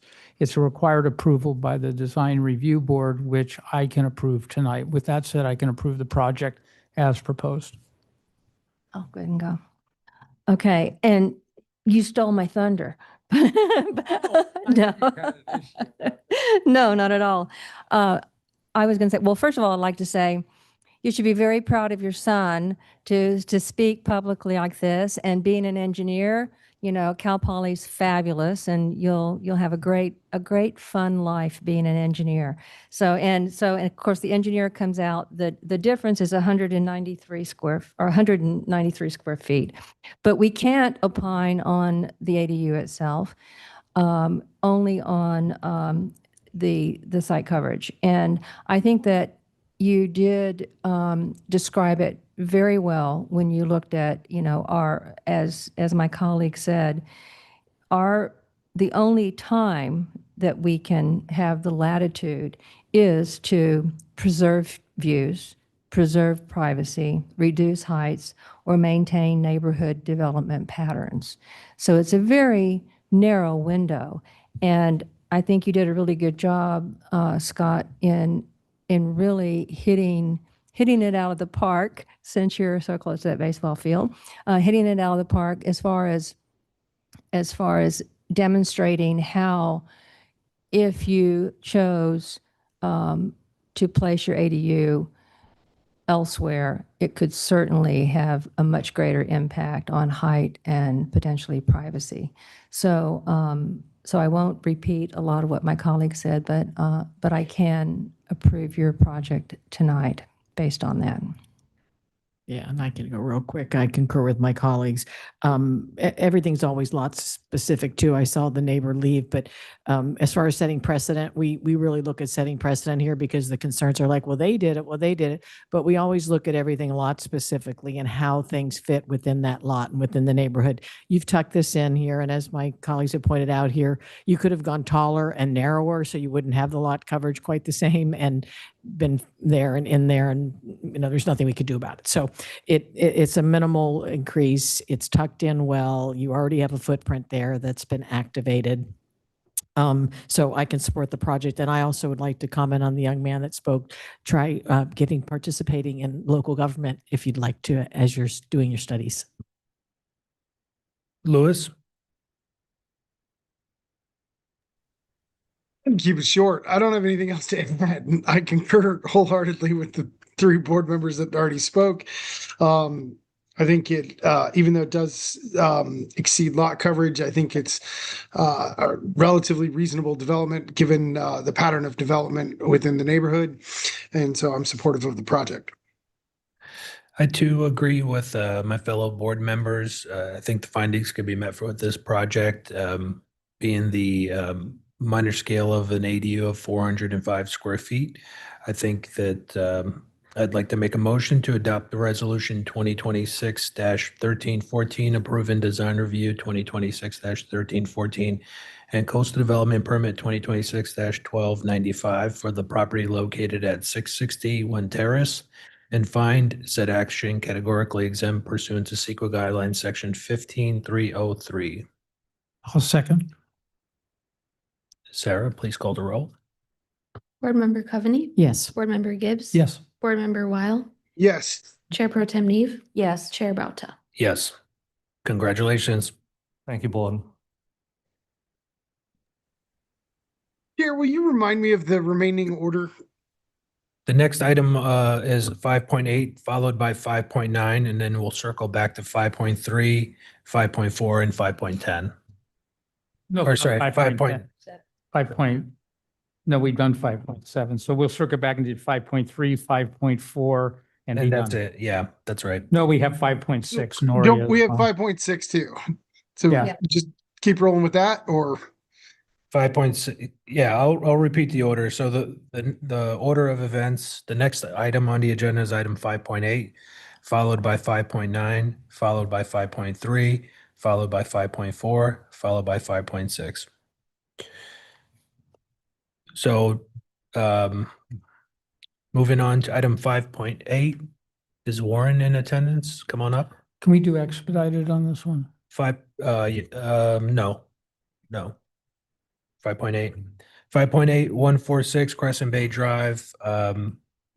Ex parte, please. Yes, I met with Warren on the site. As did I. I just drove by the site. Louis? met Warren and Sadie and visited the site. I spoke with Warren and visited the site. Actually, I take that back. We should do expedited. There's no objecting. We'll go with expedited. Kate, please proceed. Okay. Do you want me to run through the slides? Please run through the slides and just do a brief summary. Okay. Good evening. I'm Kate Kazama, and item. Is your microphone on? Yes. Kate? Bring it closer. Okay. Item 5.8 is a request for upper level additions, elevated deck, landscaping, and an attached ADU at 146 Crescent Bay Drive. The subject property is located within the North Laguna neighborhood of the R1 zone on the ocean side of North Coast Highway. The site is currently developed with a 2-story single-family residence and an attached 2-car garage.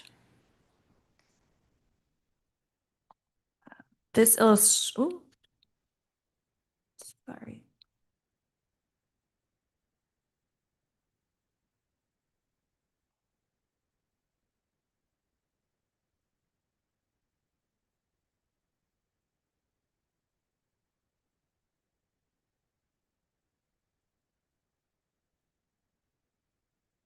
I think I'm having some internet connection issues.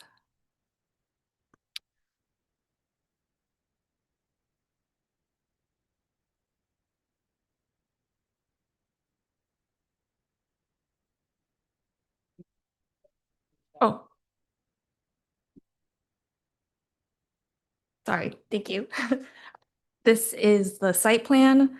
The applicant is proposing a total of 190 square feet of upper level additions shown in purple, a new elevated deck shown in orange, and an attached ADU beneath the deck shown in red. Upgrades to landscaping throughout the site are also proposed. This shows the existing and proposed street elevations. To accommodate the upper level addition on the left side of the home, the existing deck would be removed and the addition is proposed within the deck footprint.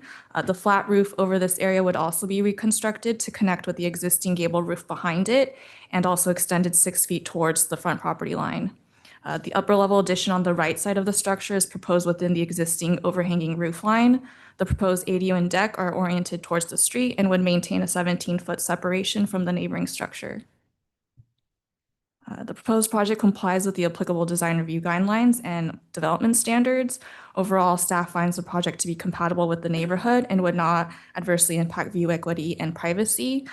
Lastly, one letter in support of the project was received. And tonight, staff's recommendation is to adopt the attached resolution approving the project. I'm available for any questions. Thank you. Thank you so much, Kate. Do any members of the board have questions of staff? No questions of staff. We will move to the applicant team. We will open the public comment, and applicant team, you have 5 minutes for a presentation. Thank you, Mayor. I'll be brief. So we appear to have all neighbors on board. We don't have any view impacts. There's no privacy concerns. And I think maybe the thing that the neighbors are super glad about, there's a giant ficus tree, which is in everyone's view, that's going away. So thank you. Thank you, Warren. We'll now move to members of the public. If you wish to speak on this item, please come up.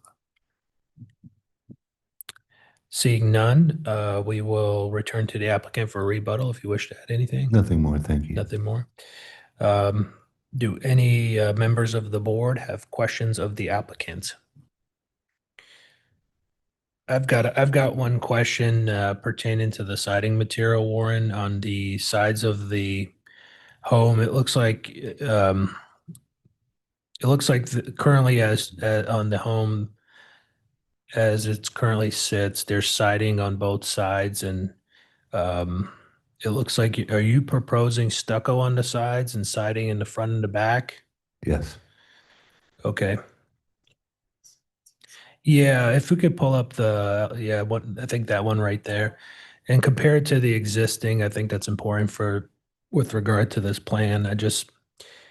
For continuity, it looks like the existing home is a shingled sided house, and then there are portions that are being converted to stucco and then portions that are being converted to siding. Most of it being siding just on the sides, you're choosing stucco. Correct. All right. Yeah, there's, just to be clear, there's no stucco that's visible from the street, Warren? That's correct. Thanks. If you can pull up the, I'm not seeing that on the elevations, because if you could pull up on the staff report, there's a comparison from existing to proposed on sheet page 7. Yeah, so 7, you can kind of see that top portion will be exposed. So that was my main point of bringing it up, because I think it is going to be part of the review process here tonight. So anyway, we'll continue. Any other questions of the applicant? That just one, which is, would you be up for doing siding on? Well, if that it side of the house? means win or lose, I mean, Okay. then certainly, but I reluctantly, I would say. All right. And yeah, any other questions of the applicant from the board? So we will close the public comment and enter into discussions and deliberations. I'll begin. I think I'd like to see both sides have siding. I think it warrants it for this home. It's not an existing condition that's stuccoed. I think that would speak to the portions of the review that I'm looking at. I think the deck addition, the ADU, I've got no problems with it. I just hope to see some maybe modifications and material selections just for continuity of the home itself. That would be my main suggestion. I'd be open to hearing what some of the other members of the board have to say. Other than that main item, I think I can approve this project tonight. So.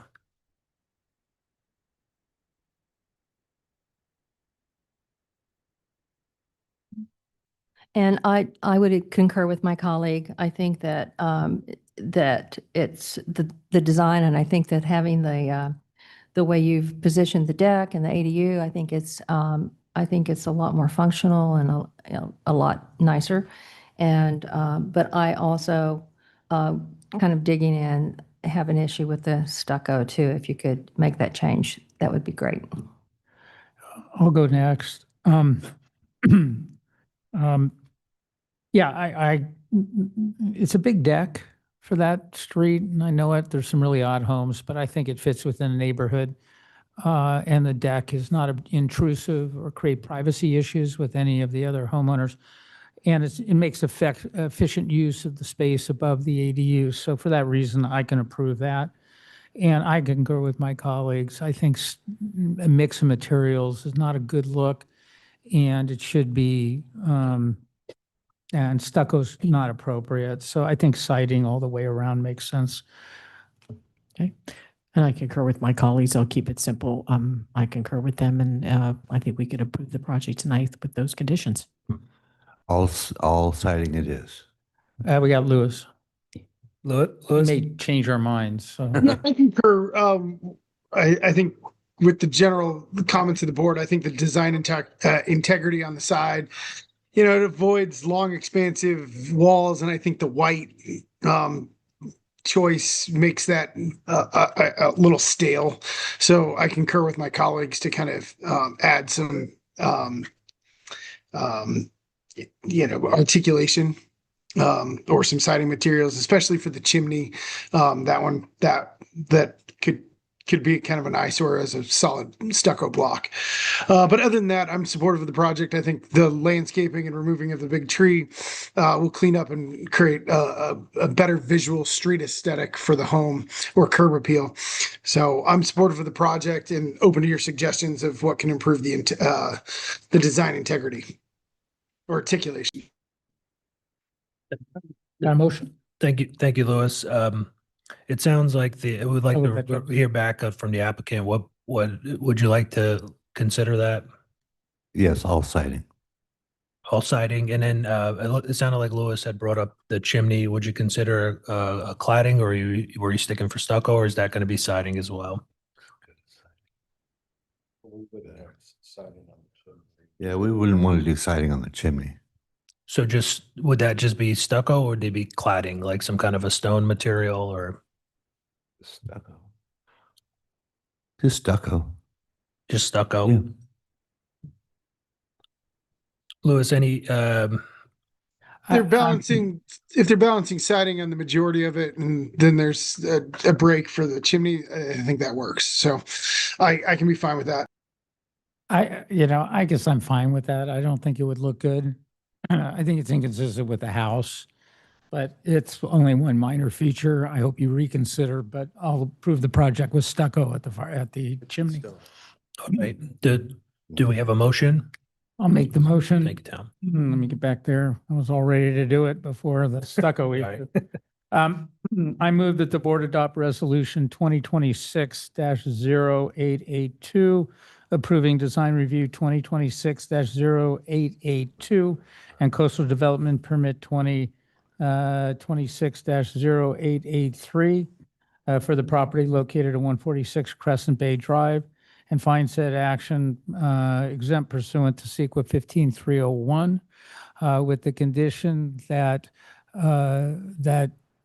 with the exception of the chimney, the exterior cladding will be all siding and not stucco.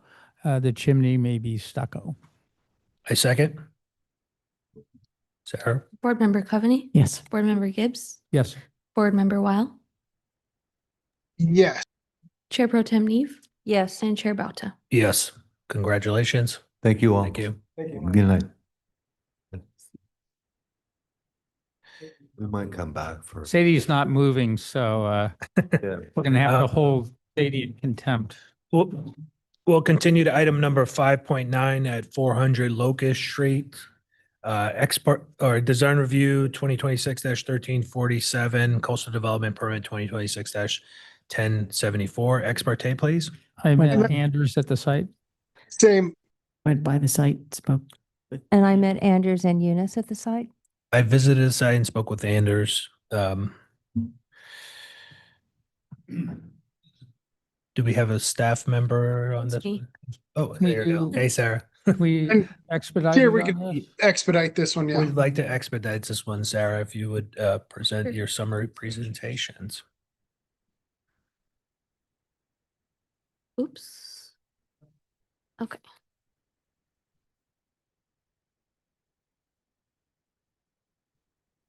Expedite. Okay.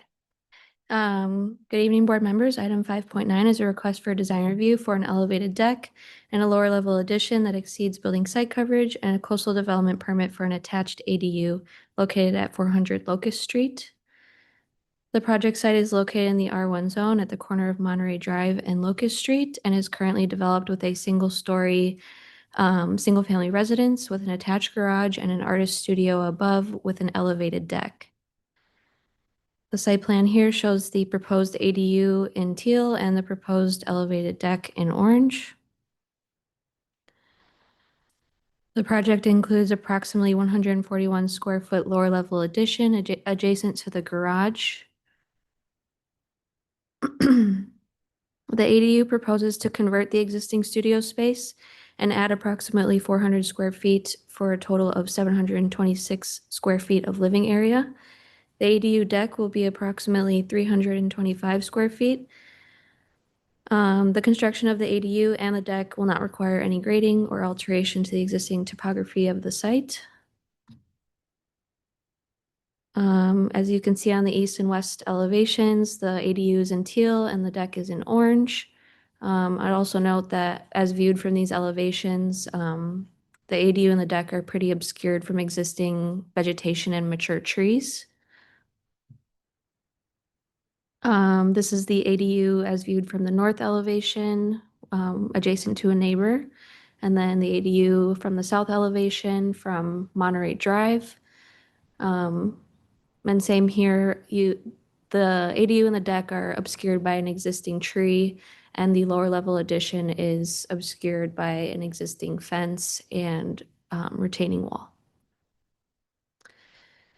The project includes a request to exceed the allowable building site coverage, which is the proposed lower level addition shown in green, and then there's a slight overhang from the ADU above shown in teal. The existing site exceeds the allowable BSC by 1.1%, and with the proposed improvements, the site will exceed BSC by a total of 4%. Staff is supportive of the request because the additional floor area will preserve privacy and views by being placed at the lower level versus being placed atop these existing residents.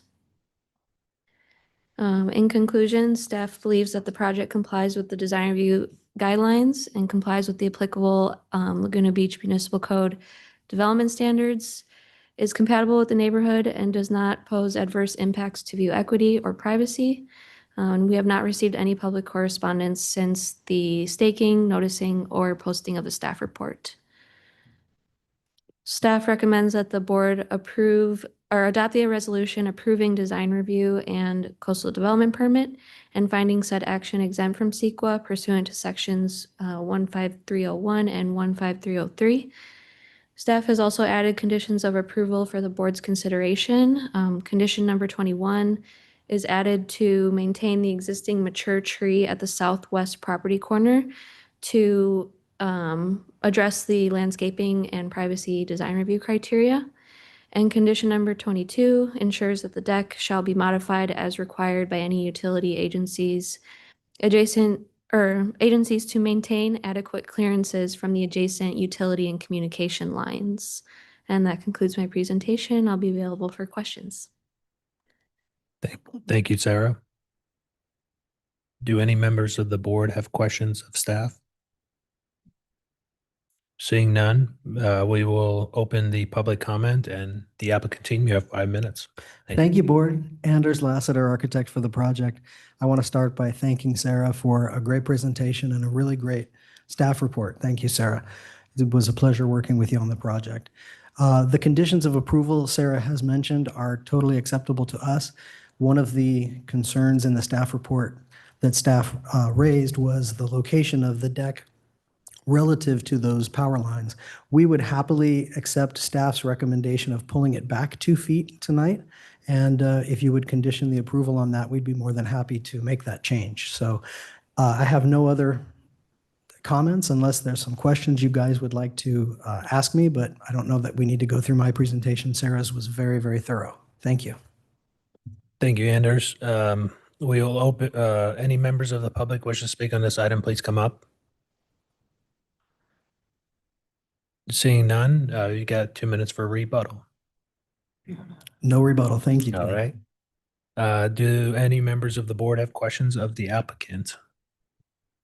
Yes, I have to ask this question since our boss sent us the our urgency streamlining ordinance and the many pages. So, and we've dealt with a lot of the building site coverage issues this evening. So in the ordinance, it says that that we have the ability up to 5% only upon determination that the modification is necessary to either preserve views, preserve privacy, reduce heights, or maintain neighborhood development patterns. So I know this is all internal.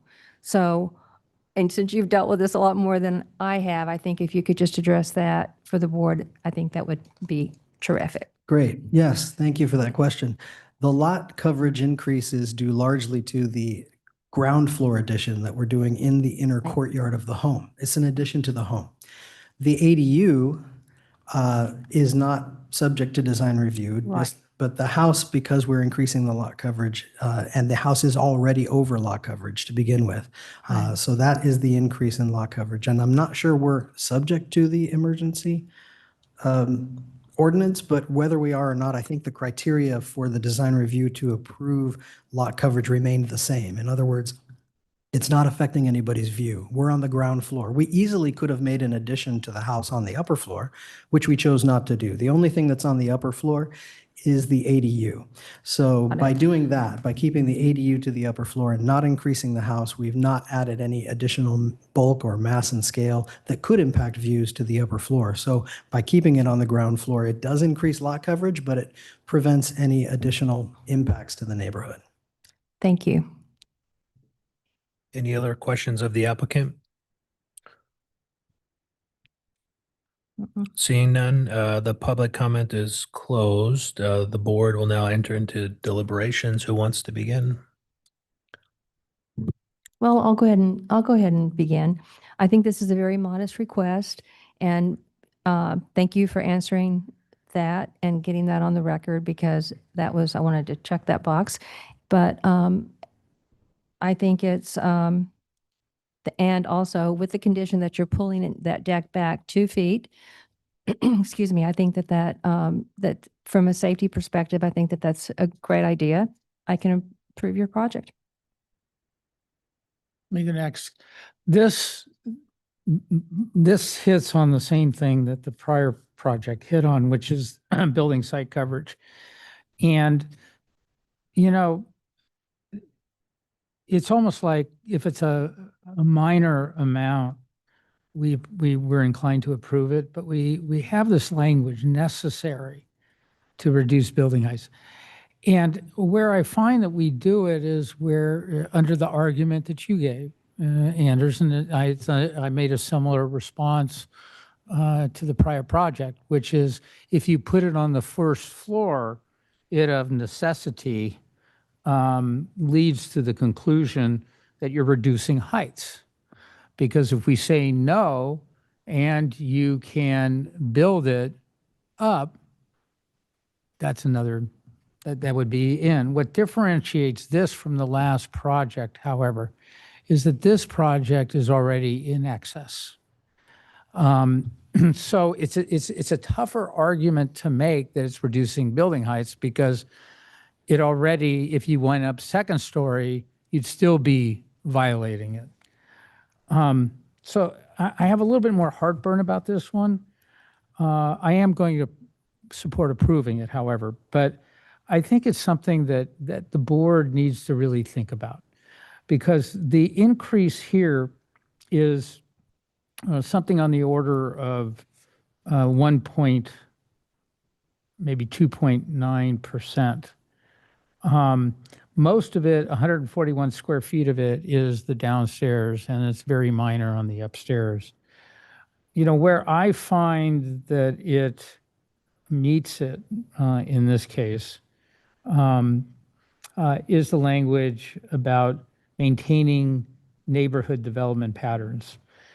And so I think if it was just the second story argument, I would reject it on this one. But I know the Tree Streets very well. I live there. And I can't tell you, if you look at most of the single story that have had any work done on them, they all exceed building site coverage. And that's true for a lot of reasons. And I'm not going to go into all of them except to say they have lots of front yard and backyard occupied land. The lots are relatively small. And, you know, if you're going to be doing any kind of, you know, bringing up to date homes beyond the cottage, you're going to run into building site coverage. It's just the way it's calculated. So I think what you're doing here is totally within the neighborhood compatibility. But I think that we need, you know, and I can't think of how many times we've rejected a project based on building site coverage, but I would be stressing that we look more carefully at that and we really make sure that we're faced with that, given that the city council, our boss, used the term necessary, that I think that's charging us to do a more thorough analysis. So with that said, I can approve the project for the reasons I gave. Yeah, I'll go ahead and just concur with my fellow board members. I could support the project based on their feedback, so I don't have to repeat it. Louis? Yeah, I appreciate board member Gibbs' comments. I think lot coverage is a careful consideration in most cases. I think in this application, it's really just a connective component of modifying the house with the garage and the ADU kind of space being there. So it's not really like adding whole additional living spaces. It's more just the connectivity of the property, given that it's already exceeding lot coverage. I think this is just a mindful connectivity piece. I can support the project. I think the deck reduction is necessary given that the utility lines were quite close to the property, and there's probably some element of utility easement in that space. So pulling that back is, I think, a mindful choice for safety and for the right thing for the property. Other than that, I'm supportive of it. Thank you. Thank you, Louis. I too am supportive of it. There's definitely consensus here amongst the board. So I could approve this project tonight. Do we have a motion? Since no one spoke up, I'll do it. I'm becoming like Louis. When I got on the board, Louis did every motion, and I think he did a great job at it. So Somebody's got to do it. Anyway, I move that the board adopt resolution 2026-1347, approving design review 2026-1347, and coastal development permit 2026-1074, and finding that the action is exempt pursuant to CEQA 15301 and 15303, with the conditions set forth in the resolution attached to the agenda, plus the condition that the deck, the second-story deck, be pulled back 2 feet away from the power poles. I second that. Call the roll. Just to clarify, it's 2 feet from the power lines, not necessarily On the that power pole side, itself, the- right the on that deck- side. yeah, the deck Right, 'cause sheet- I believe the cross arms extend closer to the property line. And so the power lines themselves could be a little closer to the PL than where the power pole Yeah, itself maybe is. saying that it would be, it would COA be, one yeah, and on the, On the southern side, I think that, On the Monterey. on Monterey side. Monterey. That's even better, yes, Monterey, 2 feet back from the Monterey side. Okay. I second. Call the roll, please. Thank you. My own prop. Yes. Yes. Board Member Coveney. Yes. Board Member Gifts. Yes. Board Member Weil. Yes. Chair Pro Tem Neve. Yes. And Chair Bauta. Yes. Congratulations. We are going to take a hydration break. We will return at 7:05, about 4 minutes. Thank you, board.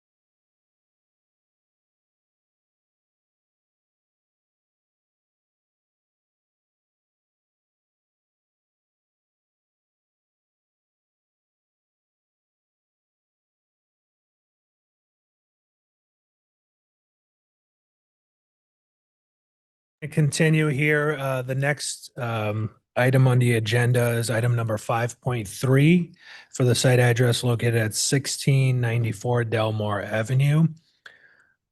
Design review 2026-1191, revocable encroachment permit 2026-1190. Ex parte, please. I went to the site and met with Naomi and Joshua. Did I get it right? Jason. Jason, dang it. As did I. So did I. I did the same. Louis, ex parte. Visited the site and spoke with Rob Taylor. All right. Sorry, not on this one. Just visited the site and spoke with Sabrina. All right. Daniel, will you please Can we expedite this? do an expedited presentation? Thank you. This is going to break expedited records. All right, I'll do it very fast. So this project requests design review and a revocable encroachment permit. The project site is shown here on Delmar Avenue in Arch Beach Heights, and in the green would be the revocable encroachment permit area. Staff visited the site and saw the staking. Here are a couple of renderings of the project. The project is a new single-family home on a vacant lot, approximately 2,000 square feet, and 368 square feet of elevated deck area. Includes landscaping and hardscaping, grading and retaining walls, excess building site coverage 2% over, and a revocable encroachment permit. The revocable encroachment permit is along Quivira Street public right-of-way, the unimproved public street adjacent to this project site. And it includes the hardscape improvements, retaining walls, landscape terraces, and associated site improvements. It also maintains a 5-foot path extending from Delmar Avenue to the open space behind the property for public access.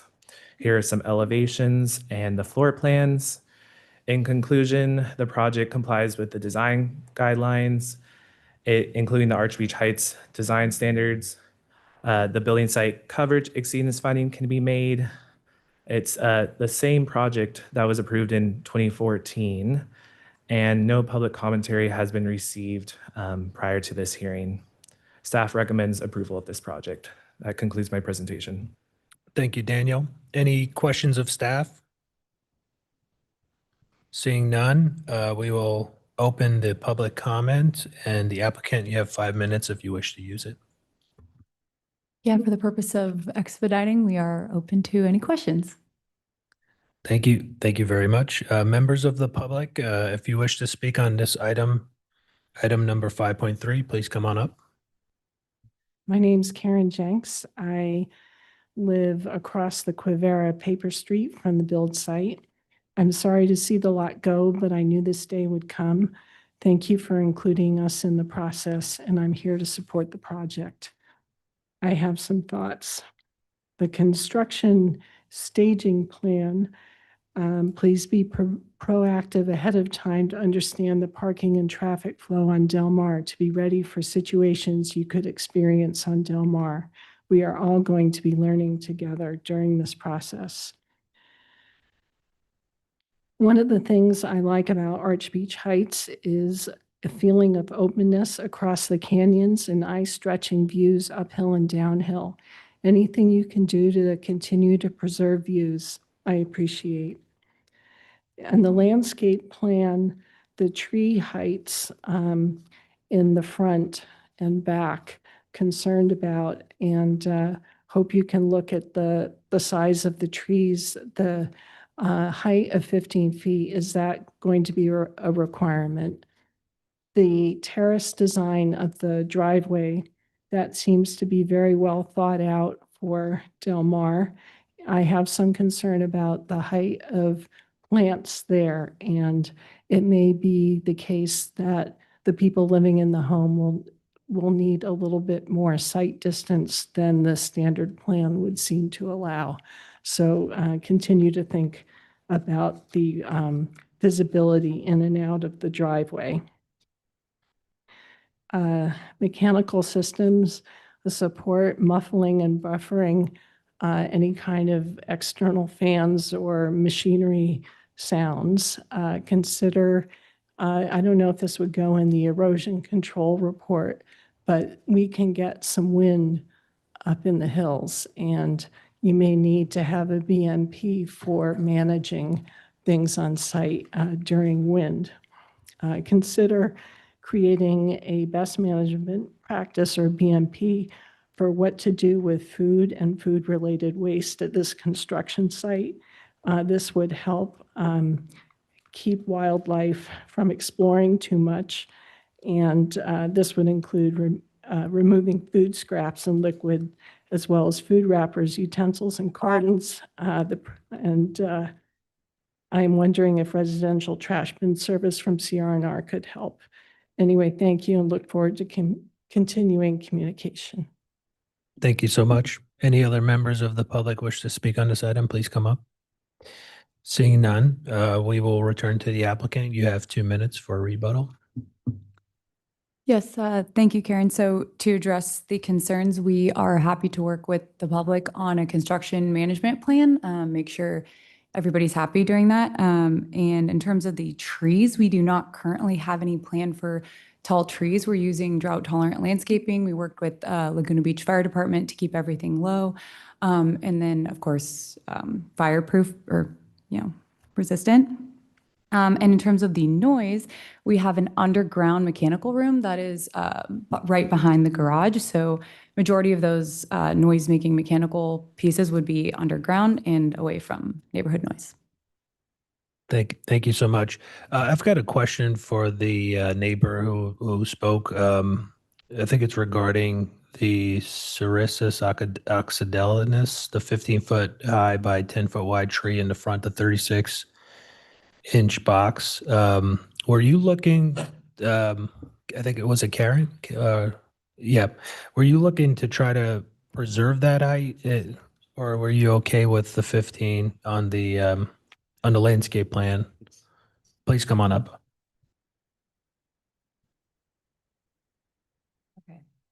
Yeah, not us.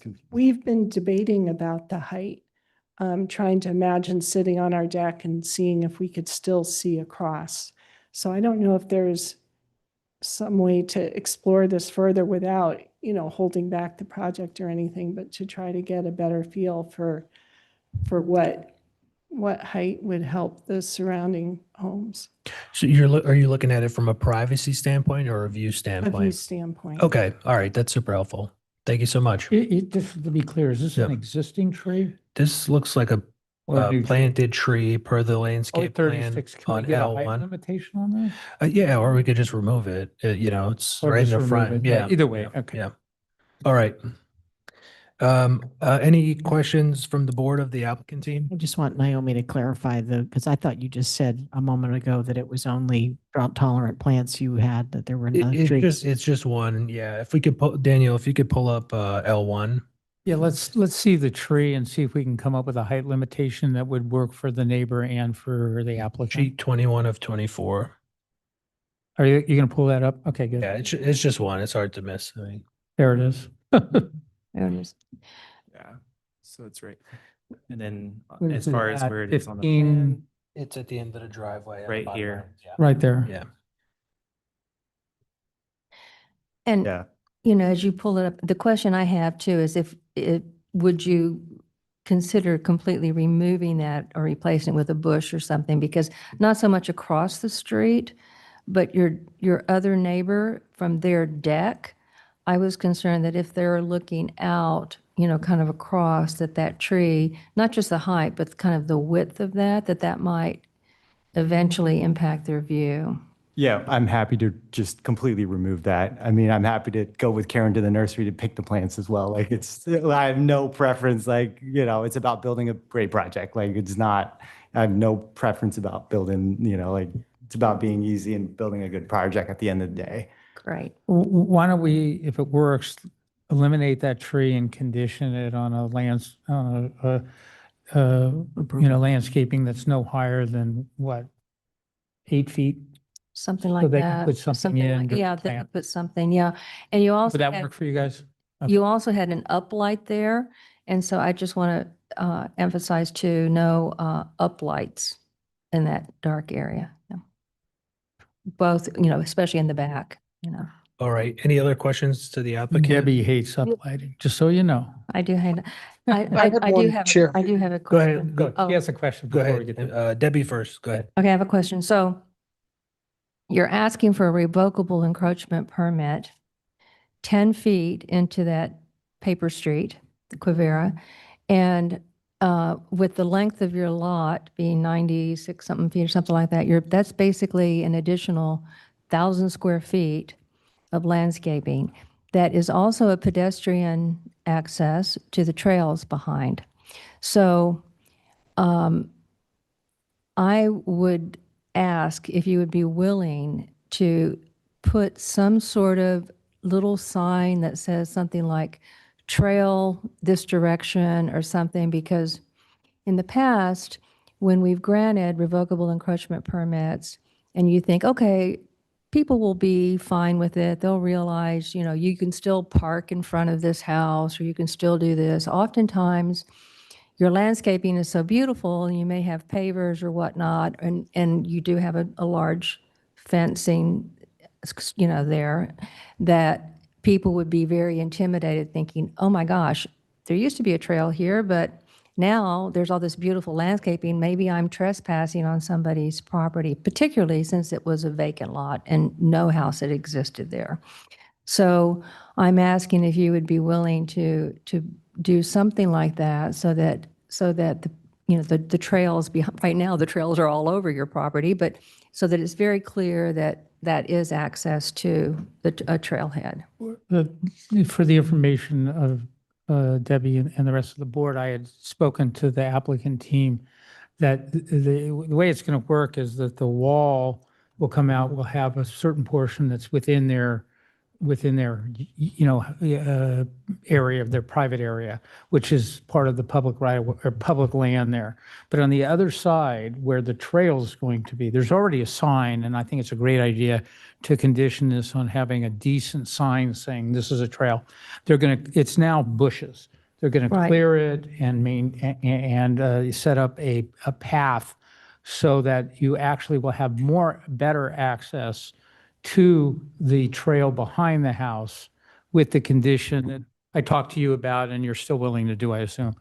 So we're going to have, with the addition of the sign, there's actually a sign there, but it's really a bad sign. Yeah. With that and the clearing of the trail, I think it'd actually do a public service. Okay. Louis, you had a question for the applicant? It was going to be the same line that I was going to ask. It was the encroachment. And I mentioned it to the applicant was, you know, when we do create this kind of use of the public space via the REP, you know, I had to look up the neighbor's encroachment permit, which was recorded in, you know, 1985 for a fence and some low landscaping. But, you know, it was like, you know, the city did a study in whatever 1996 regarding abandonment of streets, and the city identified a handful of them to, you know, abandon. This one was not deemed an abandonable street at that time. As you know, it was referenced in some of the records that, you know, the city owns the parcels that are behind most of these homes and would utilize this to create access, whether now or in the future.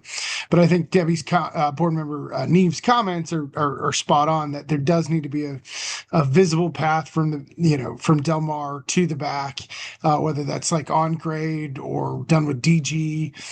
There's a great example over on in Bluebird Canyon on Flamingo of how they kind of did that, where it's just kind of a trail component. They utilized a few railroad ties to, you know, to you know, assess with the grade. But I would need to see that public access be made whole, or at least a little cleaner visibly, to grant the REP component of this one, because just like we protect the access at the beach points, these access to these little hidden trails are equally as important to the community. We're getting in a little bit into deliberations. Is that Question was really going to be the same line that what Debbie asked. I just added my context. Sorry. Thank you, Louis. Any other questions to the applicant? We will close the public comment and the board will enter into deliberations. Debbie? Sure. Speech. Okay, so thank you for talking about that for the REP. That was one of the key issues, and the tree was the other one. I think this is going to be a great addition to the neighborhood. And you've been here all evening, so we've talked a lot about site coverage, and you also exceed your site coverage. And you also have not only the general plan, but you also have an Arch Beach Heights specific plan. And number one criteria is to adhere to the site coverage. So I think that, but then when I look at the neighborhood pattern of development and in this area, I think that I just mainly wanted to put on the record a little, to maybe strengthen. I wrote a little, this is the first one I looked at, so I paid more attention to it, I think, as far as the detail. But first of all, it's, I did the math and it was like 46.79%. So if you're rounding, it's really like 47%. So I'd like it to be even with the the digits, because oftentimes, as we saw tonight, you may come back in the future and want to add more. So I think it's important that we get it like down to that decimal level as far as the amount, number one. Number two, I think that that the modification, is still limited to approximately 2.79 percentage points. And so it remains below the 5%, so we're allowed to authorize it. And I think that this would allow reasonable development in this area for this lot in the manner consistent with the established neighborhood pattern. So that, I think, is kind of spot on. And you can point to other areas in the pattern development in this street where I would be comfortable granting that. So with that, with those conditions, I can approve your project. All right, I think Board Member Neve answered the question of building site coverage. I think, again, see a pattern in development, and it's a very small amount. Now, with respect to the REP, I incorporate Lewis's comments during questions because I thought his comments were spot on. From a technical standpoint, when I got on the board, I was concerned when I saw this. We've had one other project up in Arch Beach Heights that had this, where you had something that was public land for a use that would never happen. And the issue was whether there should be some type of, essentially sale of the land by the city for some fair compensation, or doing what's done here in a way of a revocable encroachment permit. The difference with the revocable, and they decided to go the revocable encroachment permit, and the board approved it. Where I see that, where it's being taken land, not simply for, let's say, a pathway onto the property or a post for a fence or something like that, there's real use of city land for private purposes here. And that, in my mind, requires a trade-off. It's not technically required, but it certainly falls within numerous of the findings that we have to make for the revocable encroachment permit. And here, I think it comes across and would get my support because of the creation of a more effective access to the trail behind with, appropriate sign. For that, and given that no one's ever going to build a road there, I don't know why there was even there to begin with, that I feel comfortable approving this revocable encroachment permit. My requirement would be, if we're going to condition it, and I want to find out if it's something that the board, would be willing, is that the area that's going to be left for public access to the trail be cleaned up and improved in a manner subject to building department's approval that makes access safe and convenient to the trail.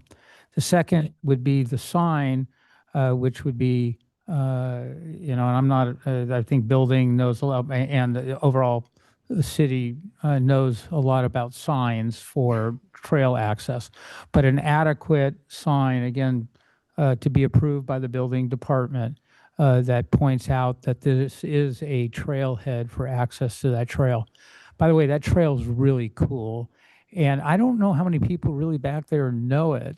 But if you're going to get that much of the city's land, I want to make it so the public knows. And it's a burden on you guys because you're going to have access on the side of your property. But that's the trade-off for me to approve the project and then maintain it. Yeah. I'm not sure maintain it. Actually, it's a good question. I think the maintenance would be by the city because it's city land, but the initial cost, Patrick and Bill, is that the appropriate fair way of doing it?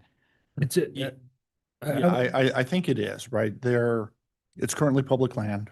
They're asking to sort of incorporate some of that public land as for private use, subject to the REP requirements. Right, which it can be revoked, but as far as the trailhead, will the city maintain that or? The city will maintain that because that's in the public right of way. So that will be city responsibility for long-term maintenance. But they of will that. do the initial. But I think work. because the trail as it currently exists cuts through the middle of their property and which will be removed because of their development, to reestablish that access way seems like an appropriate sort of nexus Between the two properties. Correct. Good. And that would have to connect all the way out to Delmar Street. Correct. And then through the depth of the lot, connecting with the trail on the backside that runs in the opposite direction. There would be signage, make those improvements, stairs as they may be necessary. Also want to make sure that the review and approval of those improvements would be subject to the Community Development Department, not necessarily just the building division. Community development includes planning and building, and also I'd say the Public Works Department, since they're subject to maintaining the improvements. They should. And the way I would phrase the condition is mention those entities and building and any other applicable department of the city. So go ahead. I was just going to add, and I agree with everything my colleague to the right said. Like any condition, there must be a nexus and it must be proportional. Here, the nexus is an existing path, albeit right through your private property, but they are then asking for the REP in public areas. And so path no longer there. The kind of the quid pro quo is you get this REP in there. And then of course, proportionality. And I agree with everything Bill said. I think it's very proportional to require them to initially build it or, initially grade it and create it. And then the city would, continue to maintain it.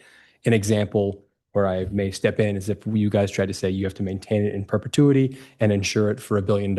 At that point, I would jump in and say that's probably not proportional. Yeah, I forgot about the nexus thing. I didn't have my lawyer hat on. But I'll also note that this condition falls well within the findings, including finding 4 and 5 for the REP. So pertaining to the materials on the public access space, I think if we leave it as natural graded, would there be an issue with that, Bill? Because I'm just thinking about use of that space as mostly potentially dog walkers, hikers. I kind of like the idea of it being grade. Is that something that would be okay?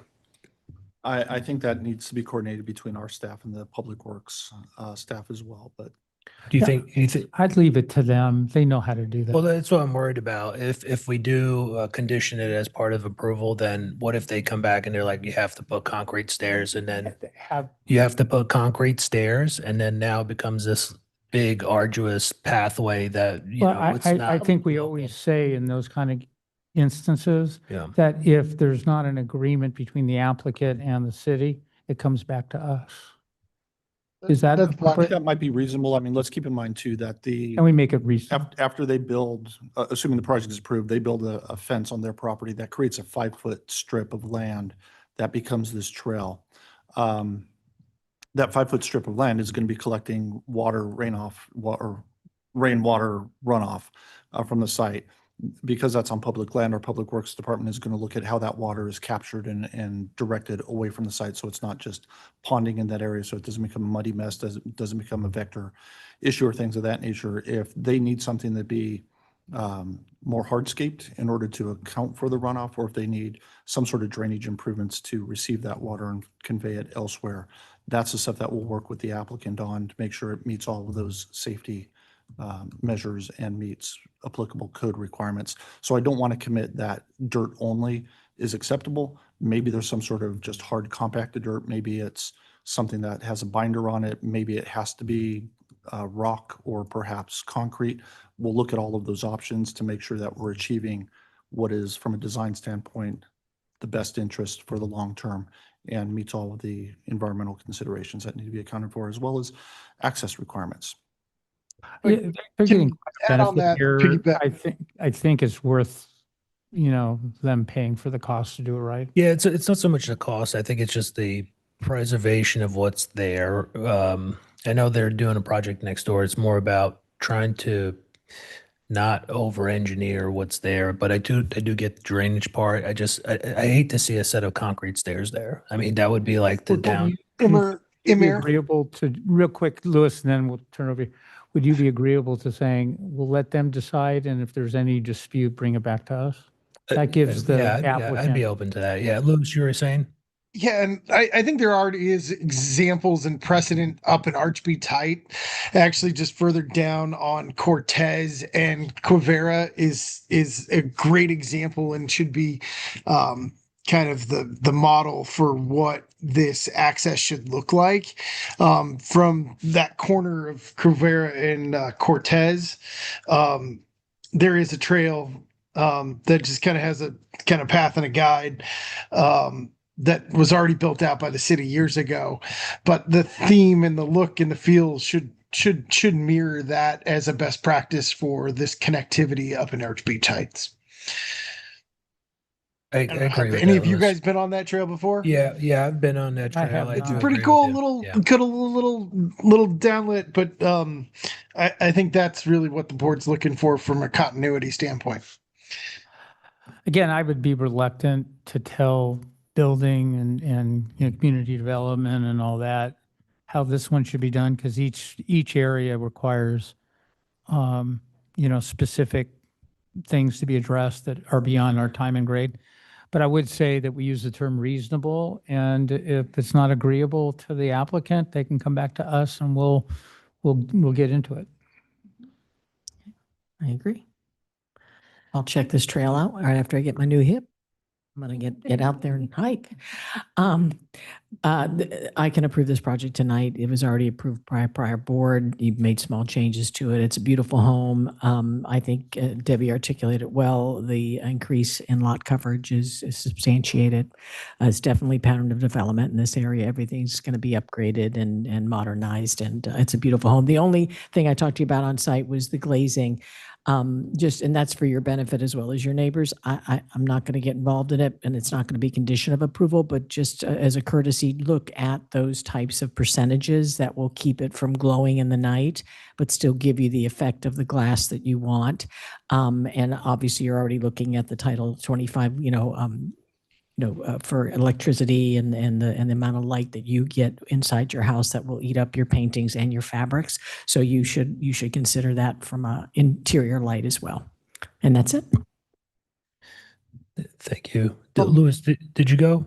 I did not go, but I did have one more comment, and it had to do with the side elevations on the east and the west, regarding which windows were going to be opaque on the side yards. Is that already called out?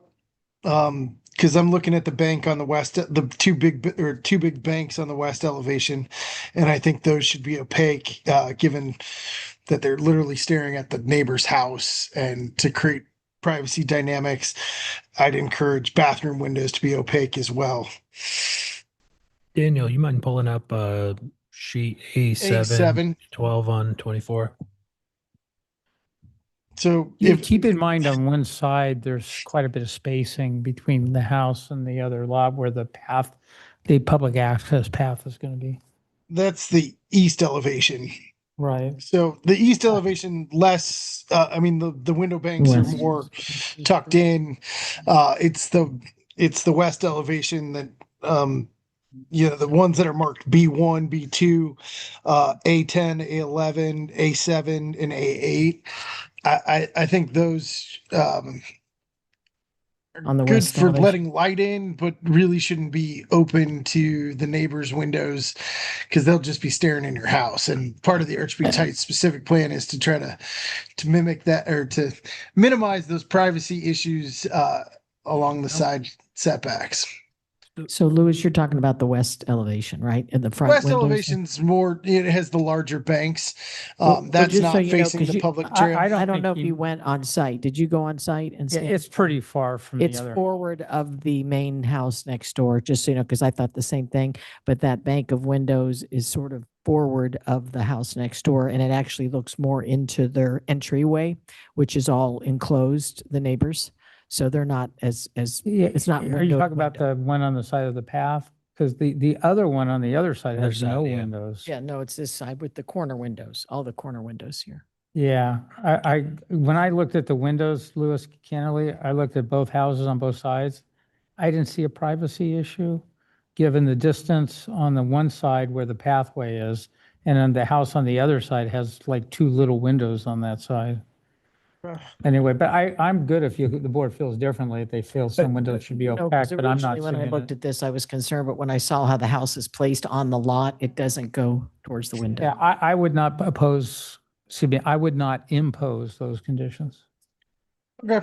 But I'm glad we had a discussion on it. And again, that brings me to the density of the light projection though, from just a, thank you, Louis. And other than that, I'm fully supportive of what the other board members have said. I think board member Neve really outlined the conditions and I'm supportive of those. Thank you, Louis. I too am supportive of this project tonight. I think the RAP findings can be made. The findings for this project can be made. I think the design meets the design review criteria. I think there were three elements that we wanted to potentially adjust on sheet L1, that 15-foot tree be omitted or just removed from the plan. And then the uplight under that tree be removed as well, and then access signage be included as part of the condition for the REP. And I'll let Tom do the condition since he's on. Yeah. And there's a couple uplights, so just to clarify. Are we remove removing all the uplights? uplights. Okay. All right, let me do a shot. I move the board approve resolution 2026-1191, approving design review 2026-1191 and revocable encroachment permit 2026-1190 for the residents at 1694 Delmar Avenue, and find said action exempt pursuant to CEQA guideline 15303 with the following conditions. Number one, that the tree at the front of the house will be removed, and that the any replacement that the applicant desires will be, whether it's a tree or other landscape, will be no taller than 8 feet. Second, there will be no uplighting throughout the property. And third, that in return for the revocable encroachment permit on the side of the house, giving additional side yard to the applicant be required to, on the remaining public public land that goes from the street, Delmar Street, to the trail in the back, will be improved to provide for reasonable and appropriate access for people to traverse that to get to the trail. And that the precise plans for accomplishing that, including the addition of a trailhead sign on Delmar or adjacent to Delmar, will be worked through and approved by the building department, the community development department, and public works, and any other applicable department that the city requires or desires approve that aspect of this project. With the further condition that in the event the applicant does not agree to any aspect of what's being asked by the city through those departments for the improvements to that public access, that this matter will then return to the board for final determination of how that access will be. Second. That work? Sarah? Board Member Coveney, Yes. Board Member Gibbs, Yes. Board Member Weil, Yes. Chair Pro Tem Neve, Yes. and Chair Bauta. Yes. Congratulations. And by the way, I appreciate you cooperating with that public access because there's no real obvious public access now, and that's a big public benefit. So thank you.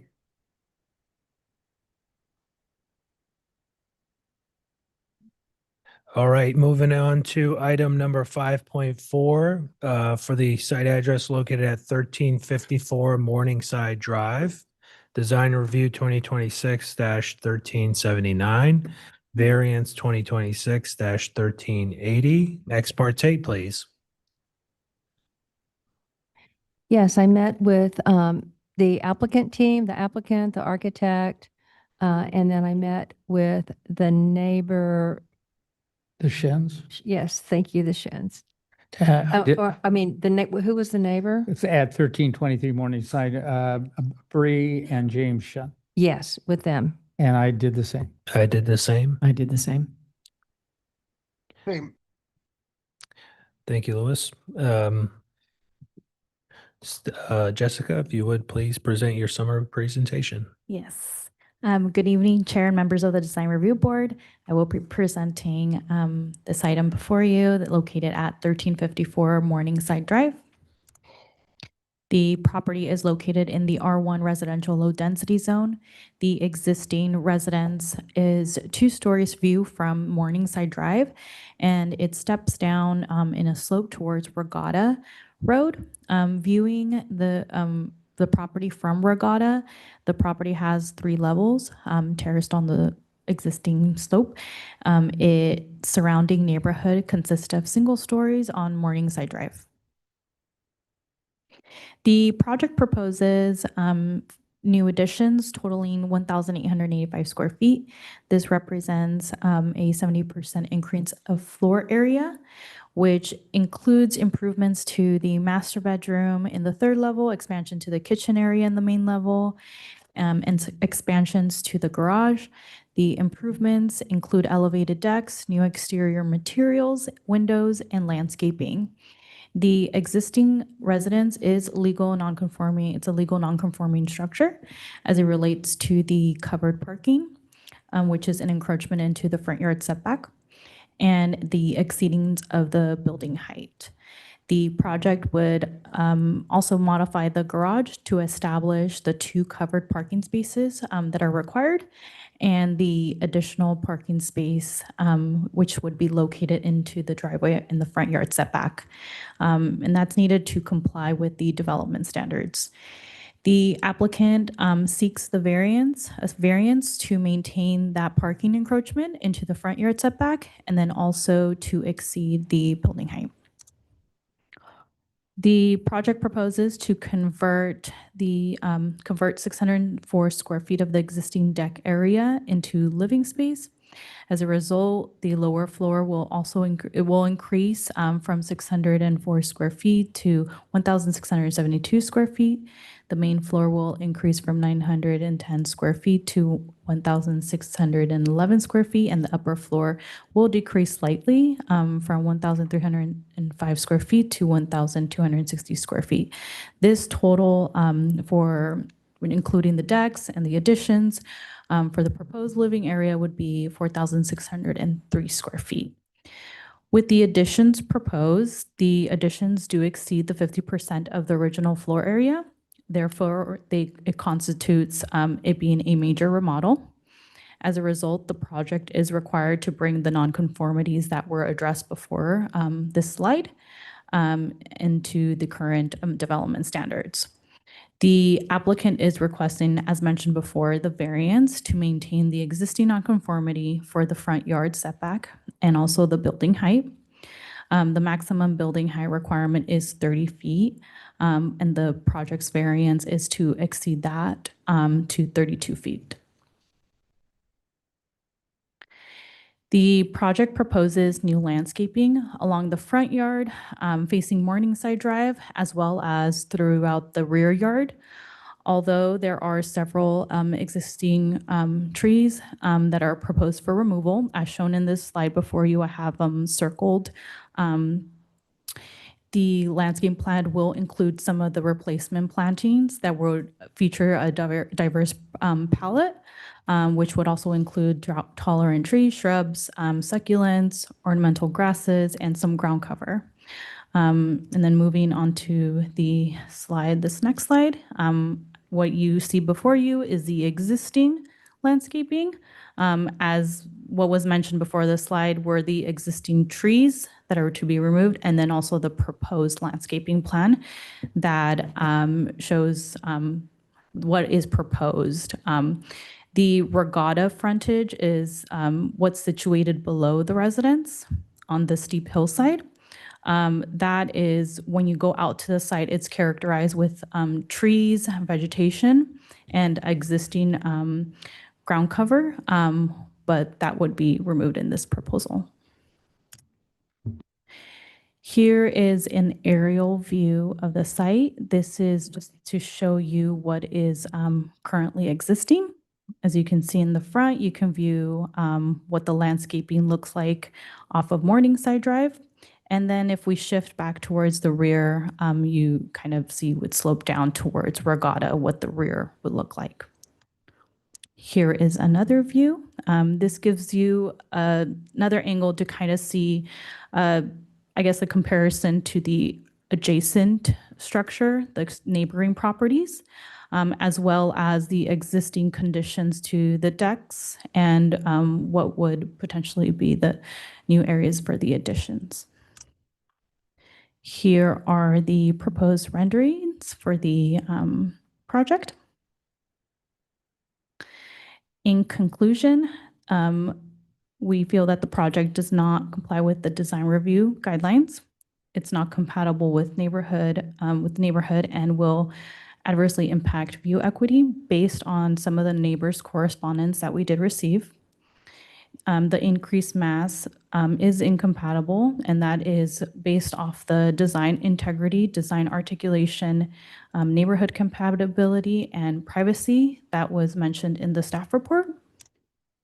And staff recommends that we provide the applicant a direction regarding the four, as mentioned, design integrity, design articulation, neighborhood compatibility, and privacy, and to continue the project to a certain date so that we can review project today.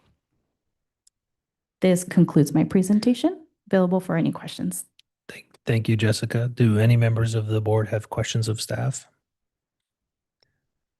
Did you look at what the square footages were for the houses both on the applicant side, the Morningside, and on the other side? Because when I went through there, I noticed a lot of big homes, and looking at the aerial, the houses to the right of the applicant's house look pretty large. They are in comparison to it, but I don't have the exact square footage numbers to be able to present. All right, just wondering. Thank you. I have a quick question too. So other than the where we visited across the street as far as the view, did you get other input from as far as issues for view? Just received that one. Just that one correspondence. Okay. Mhm. Okay. Any other questions of the board? Seeing none, we will open the public comment, and the applicant team, you have 5 minutes for presentation.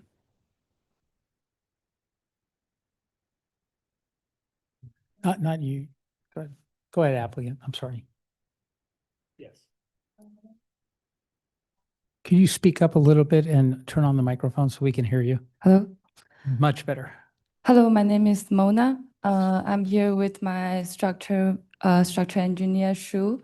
We're here to representing Maggie and her husband. The project site at 1354 Morning Drive is up in the Bluebird Canyon, and it's an addition and remodel of a house that has stood on the street since 1973. And I won't be repeating what Jessica was very thoughtfully put together and conclude for us about the variance situation and other situations. And just want to highlight that we are not trying to exceed any additional height. We are remaining at the same height as the existing building. And Jessica, if you can go to slide 8 for the renderings again.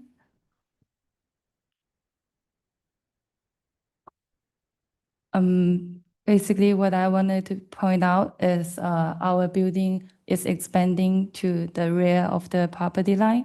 And for the visual effect of the rendering, also want to highlight that the environmental lighting, we have decided to eliminate it to only outdoor wall sconces at all the exterior doors and the landing portions only. If you can go to the next page for slide 9.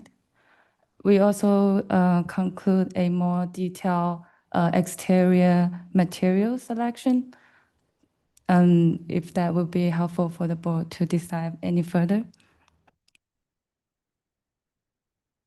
And most importantly, if we can look at the comparison page where we research the neighborhood other property. Yeah, this page, please. Previous. As the designer team, I don't believe we are doing anything over the code, I guess. We did find other houses that is around the same size, and we are not as an outsider to the neighborhood, I guess. It's for the part of the addition that we are proposing. And please go to slide 13. And to respond with the neighborhood, our neighborhood comments, we did chat with the neighbor yesterday and we fully understood their angles of the views and what they are opposing of. And during the meeting yesterday, we decided together that we will reduce around 8 by 9 feet of the deck area. And as we moving forward, we decided to do more, and we actually reduced the deck area on the east side by 15 to 8, if I remember correctly. And we also pushed back in the wall on the east side, where the neighbor were saying that it has a side intrusion. We actually had a 13 by 8 feet of decrease of interior square feet on the east side of the wall to accommodate the neighbors' comments. So yeah, so I think we did more than what we agreed on yesterday, and we will ask the board to reconsider any decision if that's possible. Thank you. Thank you. We'll now move to members of the public. If you wish to speak pertaining to this item, please come on up.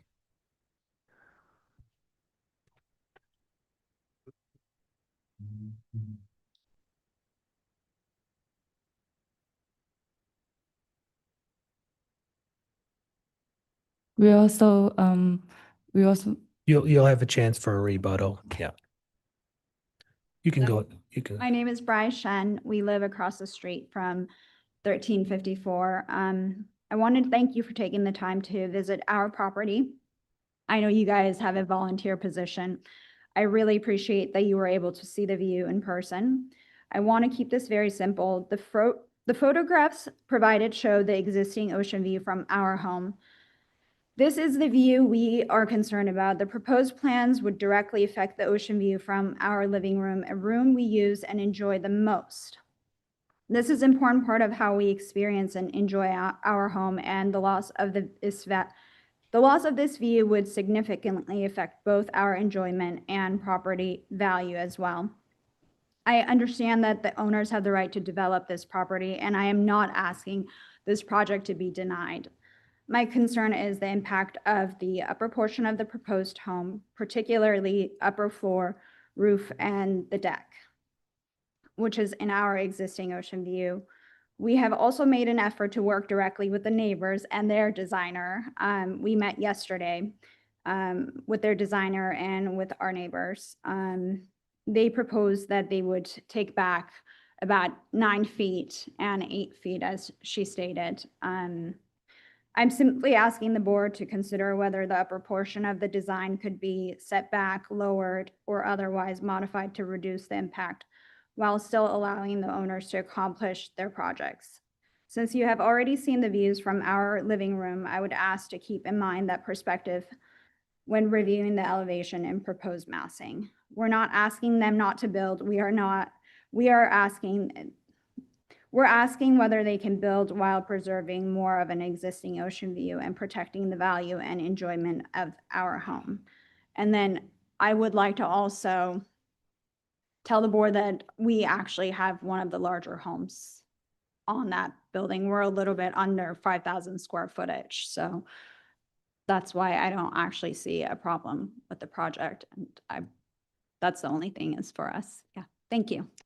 Thank you, Bri. Any other members of the public wish to speak? We'll wait till after the rebuttal. Yeah. Seeing no other members of the public, you have 2 minutes for a rebuttal. Oh, hi, everyone. So based on everything I heard so far, I want to give so thank you for the neighbor. Like we visit with them, like it's really a short time, and then they respond us really quick, and then all the conversation is really peaceful and friendly. Yeah, and they show me the improvement, and then our team also contribute a lot. Like it's only a really short time, but we still discuss with the owner, and then we try like 3 different like layout just like in 3 days, and you saw the rendering, like we already made a 3D model. So that portion, like we are pretty understand we need to share the view with everyone together in this community. So for that portion, I will leave the board to determine how far we should push back. It's really up to like a group decision. But I want to talk about the variance, like based on the conclusion from Jessica. So first of all, we designed the addition, it's not an investment project. It's like we design per the need. The neighbor, our client, they have like 4 kids, and their parents is like going to like live with them. So you can imagine like it's teenager, and then they love the entire society. This area, the school is really high score. So they were like planning to move to here for like more than like 4 years already. So based on their needs, like they need at least like 4 rooms for each kids, because the oldest one is already like 15 years old, and the youngest is only 4. And their parents will stay here, maybe like couple, based on the age, they want to live together. So we need at least like 7 rooms. So right now, if we push back a little bit, we just like a little bit lower than the 50% of like increasing the entire massing. So I think we are doing really, really like, we're asking a really, really little, just like based on their requirement. Like we have 3 bedrooms for the parents, and then the youngest kid, and then the oldest kid on the 3rd floor. Everything else is just on the ground with relative like normal size of the living space and the kitchen. And another thing is about the height. So overall, because the height limit, each story we are only limited to like 8 feet. We are not asking to like, usually for this modern styles building, we need like 10 feet ceiling height, but we are not asking that because we totally understand like even a neighbor is like higher than us, but we really don't want to influence them. So that's why we need that one. But based on the parking is the last question. So we don't have space in the front yard, and we do more than like, we are more than like 3,600. So we need the parking. So in order to comply the code, we already pushed the garage door into the house like 2 feet. It's an actual cost for the owner, but we don't want to argue with anybody. We just want to maintain compact parking. So we will pay more in order to achieve the code requirements. So that's all our attitude to the 3 variants. So I think that's all. Thank you. Thank you. We've got any board questions of the applicant or members of the, you're good? Okay, we can roll in, we'll make the public comment close and we go roll into deliberations. Debbie? Sure, I'll go. You know, you mentioned it. I think I took a hard look at this, and I think, your plate heights are only 8 feet. Yes. I think that looking at the neighborhood, I do think that your home would be neighborhood compatible as it is, as far as mass and size. Currently the home there is on the upper portion of that lot. So, and I know that it does exceed, you're asking for the variance. And I do think that I can support the variance because of the way you are, the way the neighborhood is and the way the constraints of the steepness of your particular lot. And I think that, and that's your existing nonconformance. I think by really pushing it to conform for the parking, that you're doing a great job there. Thank you. I think also, I looked at your neighbors and went in there and, took photos of that. And there's just a little tiny piece of her entire view of the ocean on that side window and a little bit at an angle that you're cutting off, but you're not significantly impacting her view, in my opinion. Certainly, if you're talking view preservation, there's an impact. But I think as far as view equity, I think that you have achieved view equity without having to do anything to your design. So I really lean. I'd like to hear what my colleagues have to say, but I'm leaning toward approval of your request because of just in reviewing, the staff report. I think I'm okay with the mass and the scale. I think as far as neighborhood compatibility, I think there are a lot of large homes in that area. And I think because of the steepness of the lot and whatnot, I think that, I think I'm okay with where you are. So, Tom? I'd like to hear what my colleagues had to say. Well, I agree. There's a lot of reasons why I think this project is neighborhood compatible. One is the aerial that's shown in the staff report shows this, other houses have equally to the proposed, an equal size footprint. Second of all, or larger. Second of all, the mass of your project, as you mentioned, goes into the canyon. From the street, it's no different than what it is now. So from, and then the third point is, and I'm glad it's Bree, right? Bri, I don't want to keep misstating your name. Bri points out that her house, which by the way, I love, what a great house. When I went in, I could tell it's a similar size, and I appreciate you being candid and upfront with that. Not that I expect any different, but it just kind of just points out that the size of this house, and also we've done a lot of houses on Morningside in that whole area. It's not a small house. There are smaller homes there, but given its protection, and I'm not surprised no neighbors on either side of you complain because they are really blocked off. They're oriented different. They have equally large homes. So I find for all of those reasons that this is neighborhood compatible. Now, the view, I'm very sensitive, and I think the board is very sensitive to view impacts. And my colleague mentioned view equity. View equity, which we're charged with, is different. We have to look at everything. And when I went in your house, you might have seen me taking pictures from all different angles. And it's only a relatively small corridor that there's a significant view impact. And I sat on the couch. It's one part of the couch. It's about 10 feet. And even then you can see most of the ocean that you would have there, which is rather distant. I mean, the view really, the spectacular view is the canyon, which is just incredible from your house.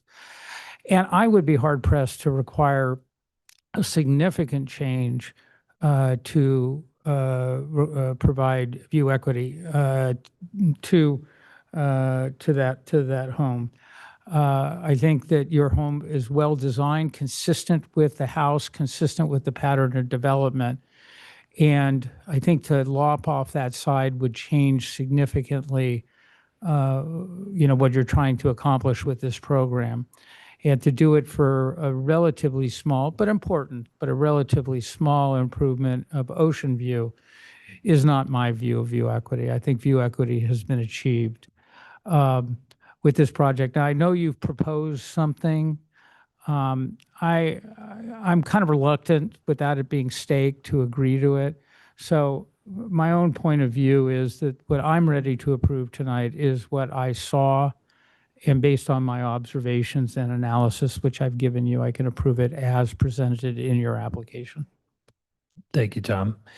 I agree as well. I think this project warrants approval. I think the design material selections are beautiful. I think the proportions on the size and scale are met. I think that, we come and sometimes we have a tough bind with some of these views pertaining to earlier tonight on the site at St. Anne's, looking across the property. That's a great example of how impactful some of the views can be when the developments are made. That is not the case here. And I appreciate the applicant team coming forward with the resolution, even without us requesting it. But I don't even think it's a necessity. To Tom and Debbie's point, I think this home is beautiful. I think it warrants to be built in Laguna, and I look forward to welcoming you guys to the community, and hopefully you guys get approval. So, Well, I am gobsmacked. Mag, I think you guys did a beautiful job. Variance is not a problem. The height and the placement for the garage and the front setback. I did see a view equity impact. It was minor, but it's such a limited amount of canyon gap that you get, that what we're looking at with string lines is different when you actually get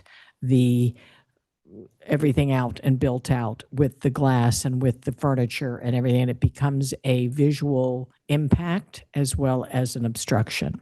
So the extent to which you've made your changes, I don't necessarily think you have to go to that extent, but I would have liked us to maybe consider looking at an adjustment to some of the decking.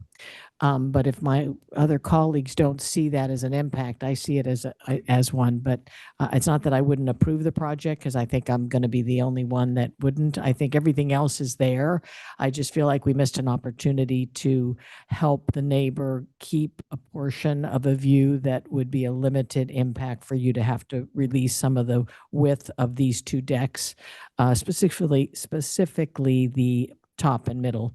But if the other board members, which I think Lewis is the only one left, are on board, then I certainly don't want to hold the project back. But I would encourage you, if you're open to it, to consider still working with your neighbor to give her a little something there if it doesn't really jeopardize your design integrity. But everything else is there.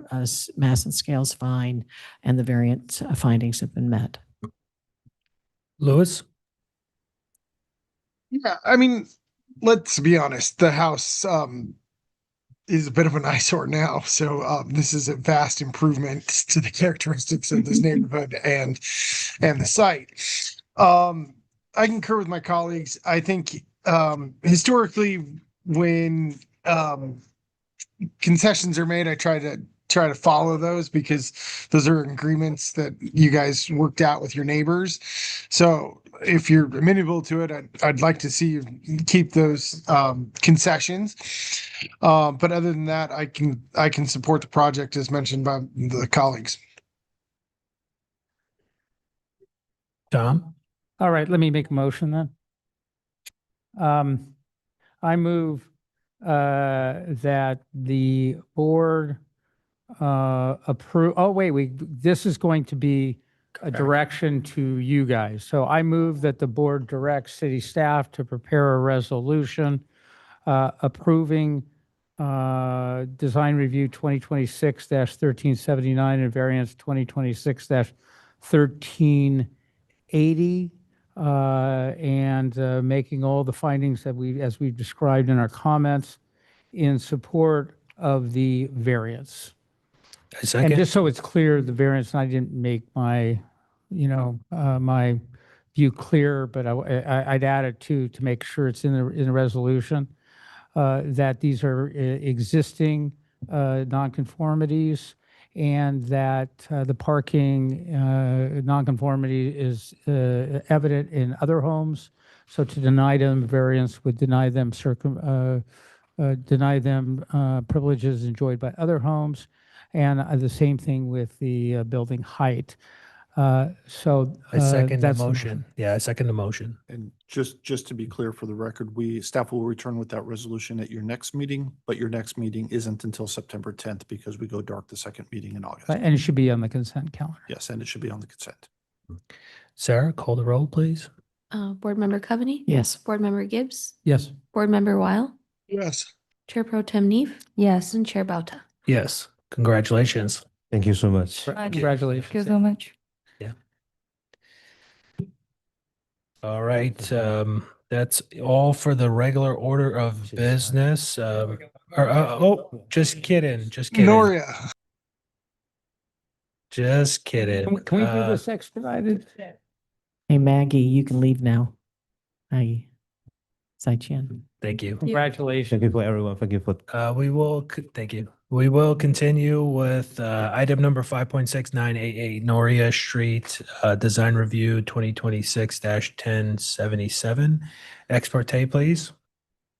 Yes, I visited the site, but I did not go into this dangerous house. I went all around. I visited the site and went under the ribbon to look at the back. Yeah. And I met with Lewis here. I visited the site. I visited the site and spoke with the applicant. Visited the site and spoke with the neighbor, Rob Taylor. Was a neighbor? Heather, will you please present in expedited format? Thank you. Good evening. Item 5.6 is a request for design review 261077. The applicant is requesting to remodel an existing two-story dwelling, convert a one-car garage and storage area into a two-car garage, reduce elevated deck and other exterior modifications, and to maintain existing nonconformities in the R1 Arch Beach Height zone.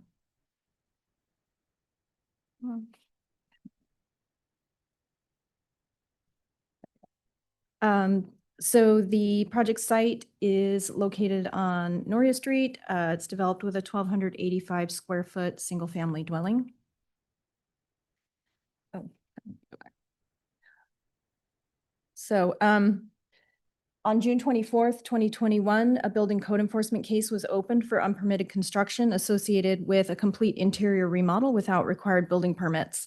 The residence is currently vacant and considered uninhabitable due to the nature and extent of the outstanding violations. As a result, the city initiated a receivership action in the Orange County Superior Court, which remains pending.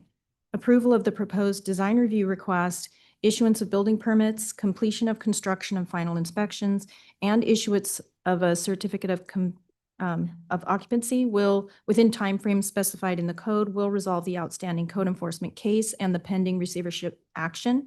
Staff has been keeping our attorneys updated as to the applicant's progress to date, and we will be informing them tomorrow morning regarding tonight's action. Design review is required for the exterior alterations to the residence and to maintain non-conforming elements, and there will be no additions to the existing footprint.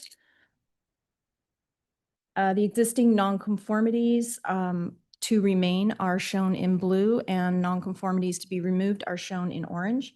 The project will bring many elements into compliance with the current code, including a second covered parking space, reduction of elevated deck and a roof that encroach into the public front yard into the permitted front yard setback encroachment, and demolishing the roof overhang in the side yard setback. The nonconformities to remain will be an overheight building, a rear deck that encroaches too far into the rear setback allowance, and the additional building setback encroachment. These are the renderings that were provided by the applicant, and you can see the exterior change to the exterior materials and doors and windows, and the new garage door will, and the rear decks and railings will all be updated, and we'll bring it into conformance with neighborhood character. Staff believes the project complies with design review guidelines. The applicable development standards in the code is compatible with the neighborhood, and we have not received any correspondence from neighbors.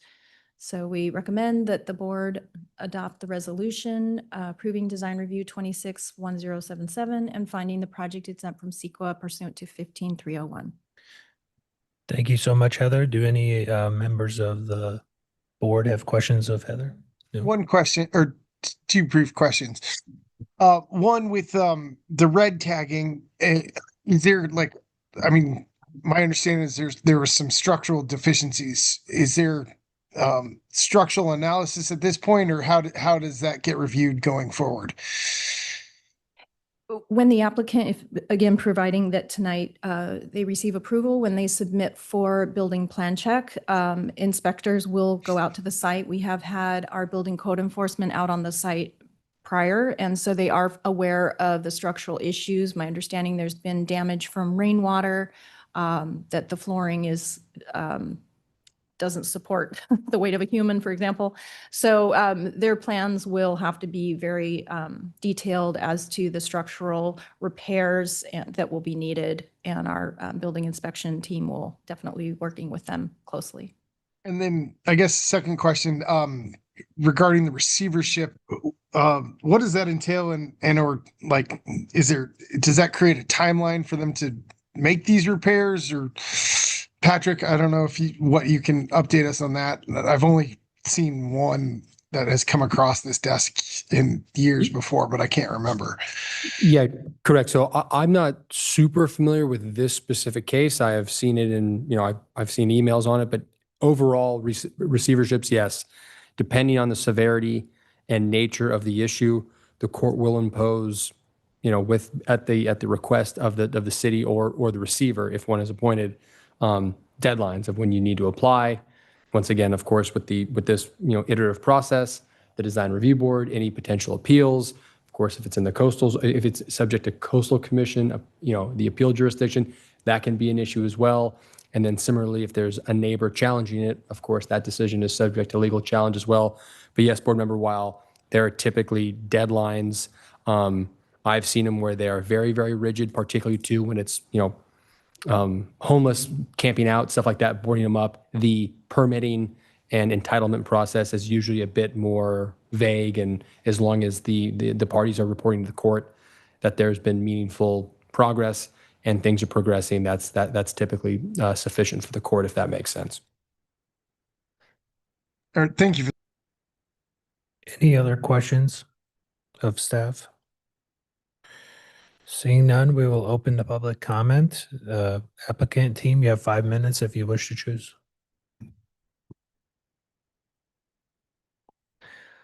Hi, everyone. My name is Louis Hong. I'm the owner of this property, 9AA Noria. First of all, I wanted to thank the review members for coming by and stopping by to see the property. I know you guys are super busy. I also just wanted to give you guys, I guess, a quick background. We bought this property a couple of years ago with the intention of remodeling it and to move into the property. The property was a fixer at the time I bought it. And I don't live in this area. I don't know this area very well. So I did some mistake in terms of, trying to remodel it without the permit. And acknowledge that.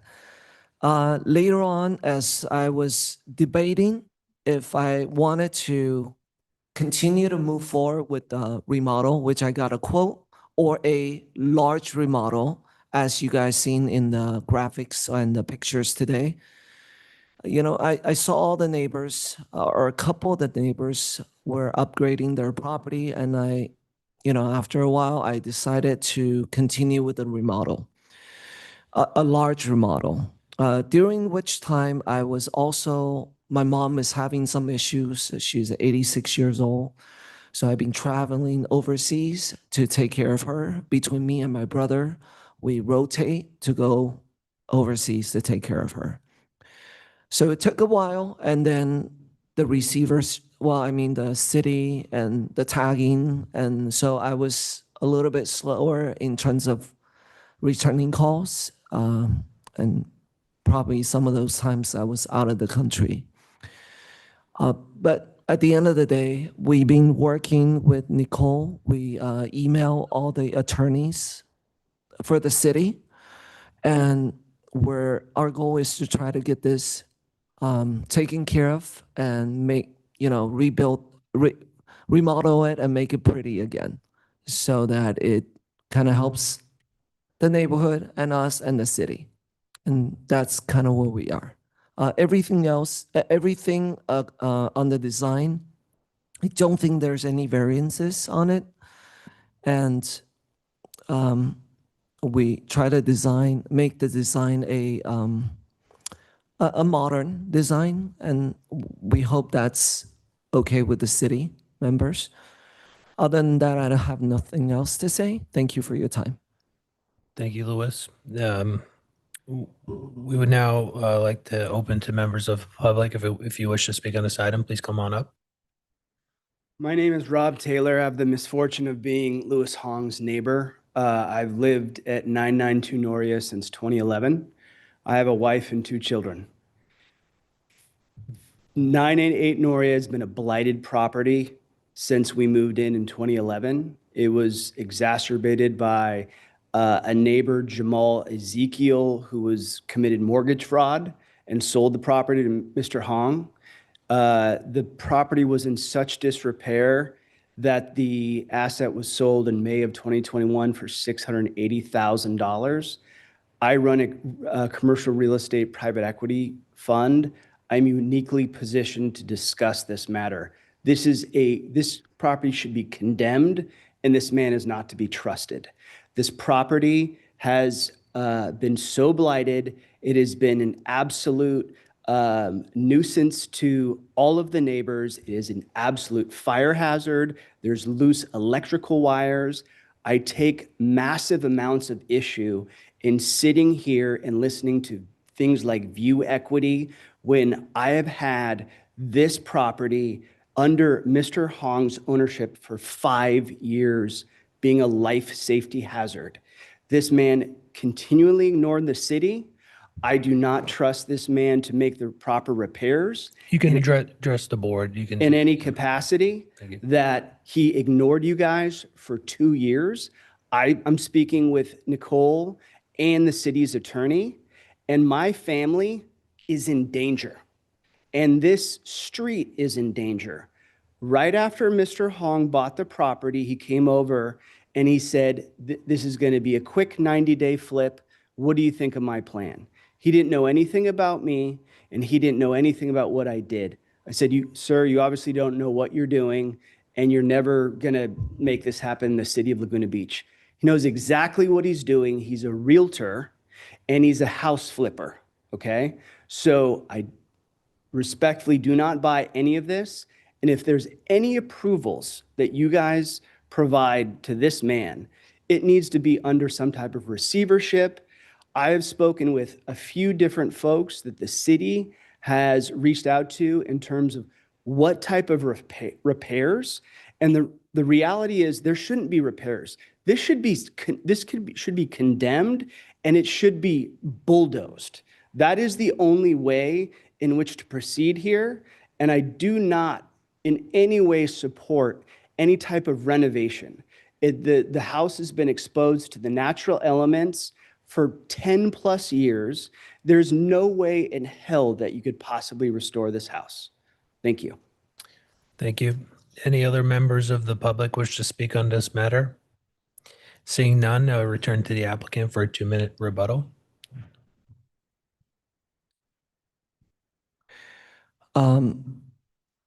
So when I bought the property, it was like already like this.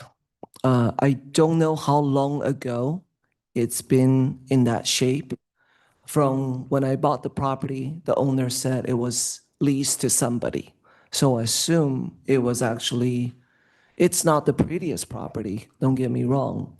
But I believe at some point it was leased to somebody prior to me purchasing the property. And I only met the neighbor a couple times, but my intent is obviously there's probably a lot of things wrong with this house. And that's undeniable. And my plan with that I propose, it is actually to change a lot of it, probably 95% of or more of it. And that's definitely better than this property just sitting the way it is. And other than that, I don't have anything else to say. Thank you so much. Do any members of the board have questions of the applicant? So I've got a question. You just said you were going to replace 90 to 95% of it, but the remodel is under 50%. How do you plan to do that, or is it a possibility that some of your demo calcs are off? My designer is not here with me today. So in speaking about the replacements, I think if you guys look at the photos of the property right now, and also the design that we're gonna be doing, it is a lot of change, and it's gonna be a lot of new items that will go into this house. And forgive me, I'm not familiar with the architecting, and All right. Can I ask a question? Yeah, go ahead, Tom. All that. I'm really concerned about this not being deemed a major remodel. I don't know that the study's been done. And maybe Heather's, that's more of a question. I mean, this house, if the structure's gone, it's a major remodel. And has anyone looked at this? I'm really reluctant to approve a house on the assumption it's not a major remodel, when in fact, based upon the condition of this house being exposed for that long with all the weather and everything else, that you're going to have to replace so much, you're going to easily jump in the major remodel. Yeah. So what's going on there?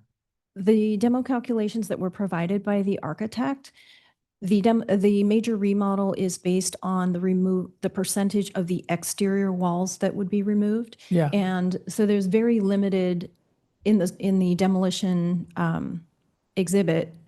The exterior walls mostly are not being removed. They're widening some of the doorways, like at the rear onto the deck. But until What if the exterior walls need to be removed? So that is an issue on remodels. For example, if somebody is close to 50% and a wall that they have, had stated would remain, and then they open up, and find that that's got, I don't know, termite damage or something like that. How about dry Or dry rot? rot, all of that, yes. So when the construction were to begin and they open up those walls and discover that there is, significant damage, then when we get over 50%, we may have to stop work and Can I consider ask- it a major remodel. Patrick, this first one that I've seen like this since I've been on the board, can we, send it back to the planning to go and send an inspector in there, or use the receiver to bring out somebody to ascertain whether this can be done as a non-major remodel? We can ask the receiver. Similarly, property owner has property rights in terms of, we would need his consent to. Is the receiver taking over the property? That I am not sure of, Heather. I'm very Are you familiar aware? with receiverships. What has been happening while I've been involved with the project is that court dates were pushed because the applicant was cooperating with the city and submitting the plans, making corrections during the zoning plan check process. And we got to a point where we had plans that were acceptable and we could bring forward to you. So I believe the next date would be, I believe it was continued to December. So as long as the applicant has been cooperating and making progress, those court dates have been extended by the court, is my All understanding. right, well, this is going to be subject for the deliberation, but I can tell you that I'm really uncomfortable approving a project that may be a major remodel. Patrick, can we, just so we know for deliberations, can we direct? the Yes, you can, city you can direct staff to use best efforts. I just want to be clear that, and once again, I can't speak for the applicant. If he says absolutely not, you're not allowed to enter my property, and the receiver, that process is muddled, I just want to be sure that you guys are not promised a bill of goods that, yes, when we come back, we're going to have a full inspection. That's the only thing I cannot guarantee. If the board wants some more information and some more clarification, you guys can direct us to hopefully effectuate that, but it's not a guarantee. Patrick, on that same note, can we, I want to say we've done this before. I know in the city code, we don't like to give demo permits without an approval permit, as just a general rule of thumb. We don't like to demo properties before we have approved plans. But I think in this case, there might be, and you can correct me if I'm wrong, a nexus for bifurcating that, once the demo is completed, a verification of the director for whether it breached the 50% remodel comes back to the board for review at that point or is cleared. Yeah, I mean, I don't want to create unnecessary delays to get this done, but at the same time, I want to make sure we get them moving, we get them to go do their discovery. And I mean, there's probably a heavy likely, and Amir, you can probably chime in on this, that once they get into demo, they're going to realize that ripping the whole thing down is going to be a whole lot cheaper than trying to repair everything. Yeah, I'm and interested to either. that, What do you think? to that extent, I think it would warrant a discovery demo program, by a, and we'll get into this in the deliberation, but I'll start on deliberation, yeah. And any other questions of the applicant or staff? All right, so we'll continue and we'll close the public comment. We'll continue into deliberation. I think we're seeing half of the picture here. I don't think we're seeing the full program that's going to need to take place here. We've got settlement, that's visible from the exterior. We've got dry rot. We've got compromised walls. We've got neighbor complaints for safety that are very significant that we'll take into Falling account. through floors. Yeah, we've gotten reports of falling through floors. We were actually warned that prior to arrival on site that they're, to avoid certain parts of the house. I think to code this as a under 50% it isn't warranted here, even though the calcs may show that. I think it is clearly observable that this thing needs to be rebuilt in some form or fashion. With that said, I think, it could fall on the board to go and request soils, go and request structural, go and request civil prior to even us hearing it. And I think that'll open up a lot of opportunity to see that it is going to likely be more than 50%. And I think that I'd like to request that here. And I'd also like to request a third-party review of those structural engineering proposals, given that there is a history here on the site. That would be my suggestion. And I think that when we see those structural engineering reports that encompass discovery demo and a full program with maybe it's some kind of comparative analysis. I know it's a little bit more legwork. I think we're going to see that this program is going to go past the 50% mark. And I think that will change the applicant entirety. But I can't say that definitively, but I think we need more information. Let me add my 2 cents to that because I agree with Emir. I don't think we have the full picture here. I don't feel comfortable approving a project as a non-major remodel when we have good faith question on that. I think we can, as a board, before we consider this project as a non-major remodel, ask for evidence supporting that. And I'm going to get to the delay issue here too, because this can't be delayed. I mean, I want your house to be built. So don't get me wrong, but it's got to be done right.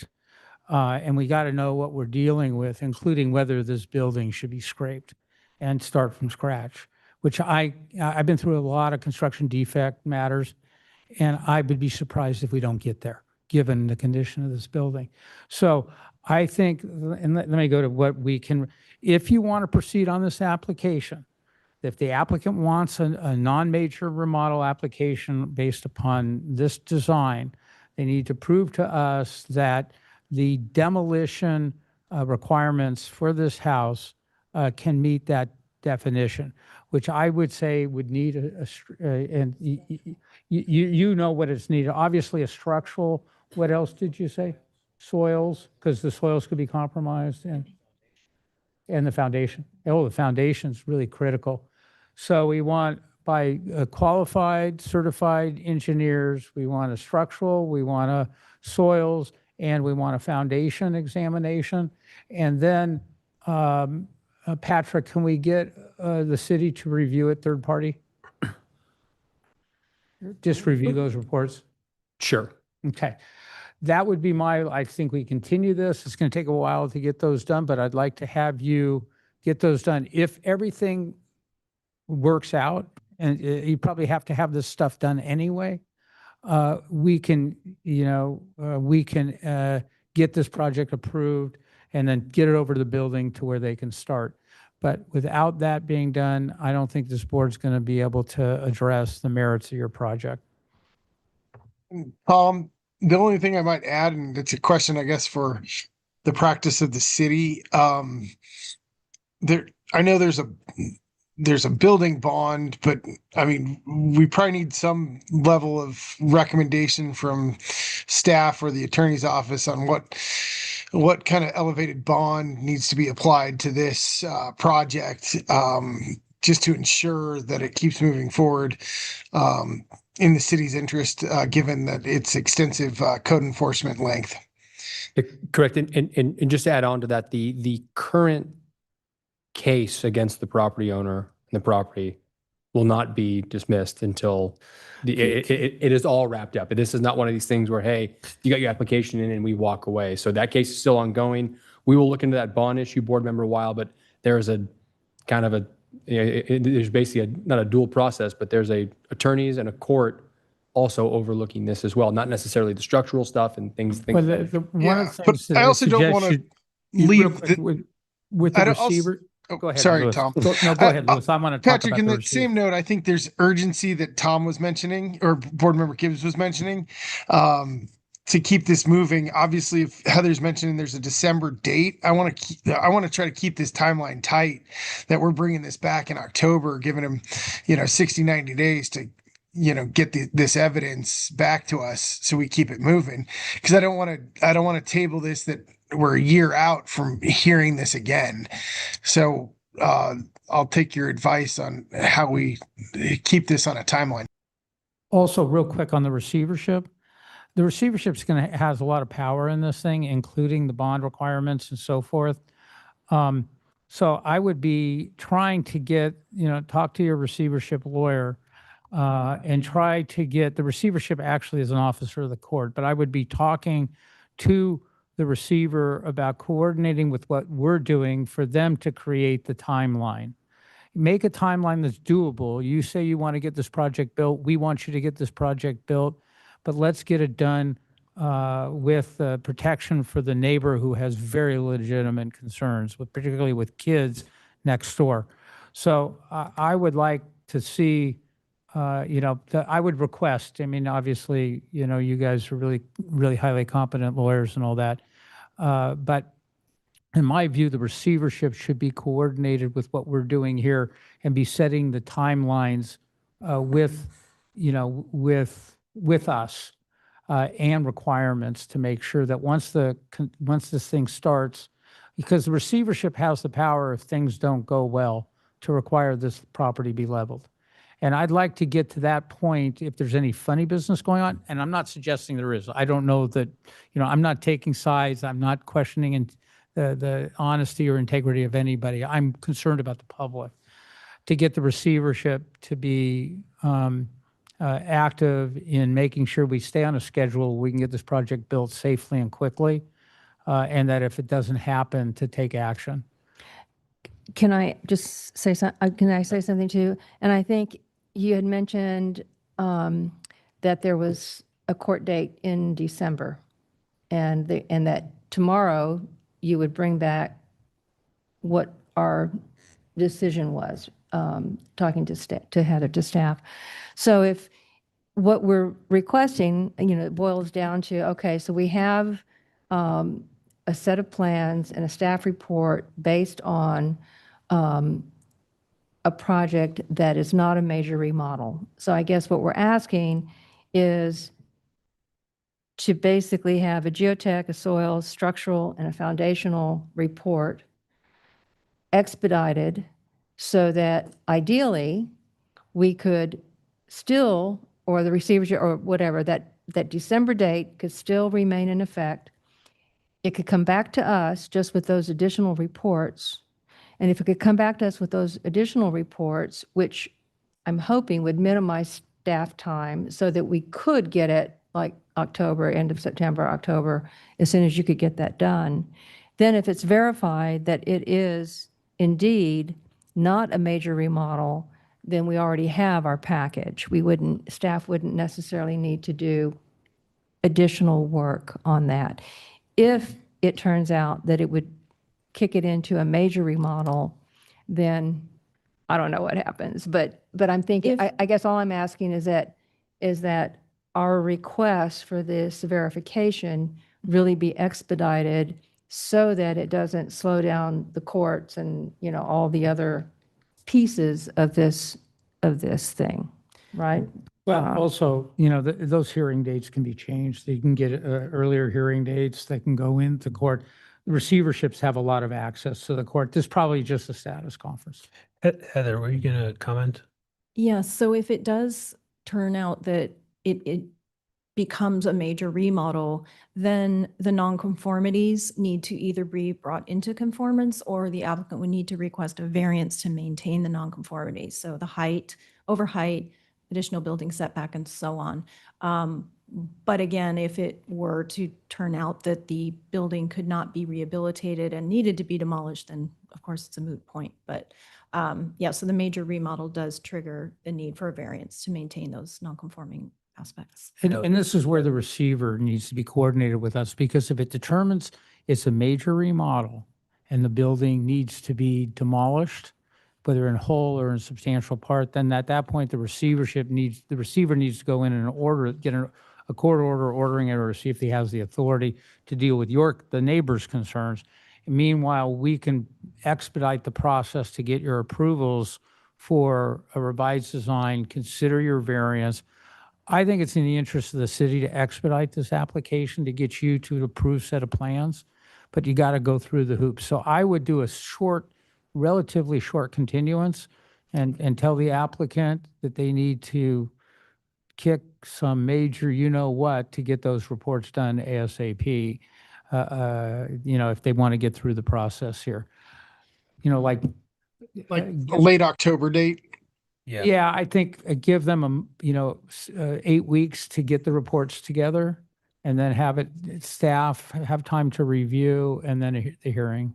Yeah, Can we ask the applicant if he's following this and is this all cooperative? Like, is he understanding what we're asking of him? No, I do understand.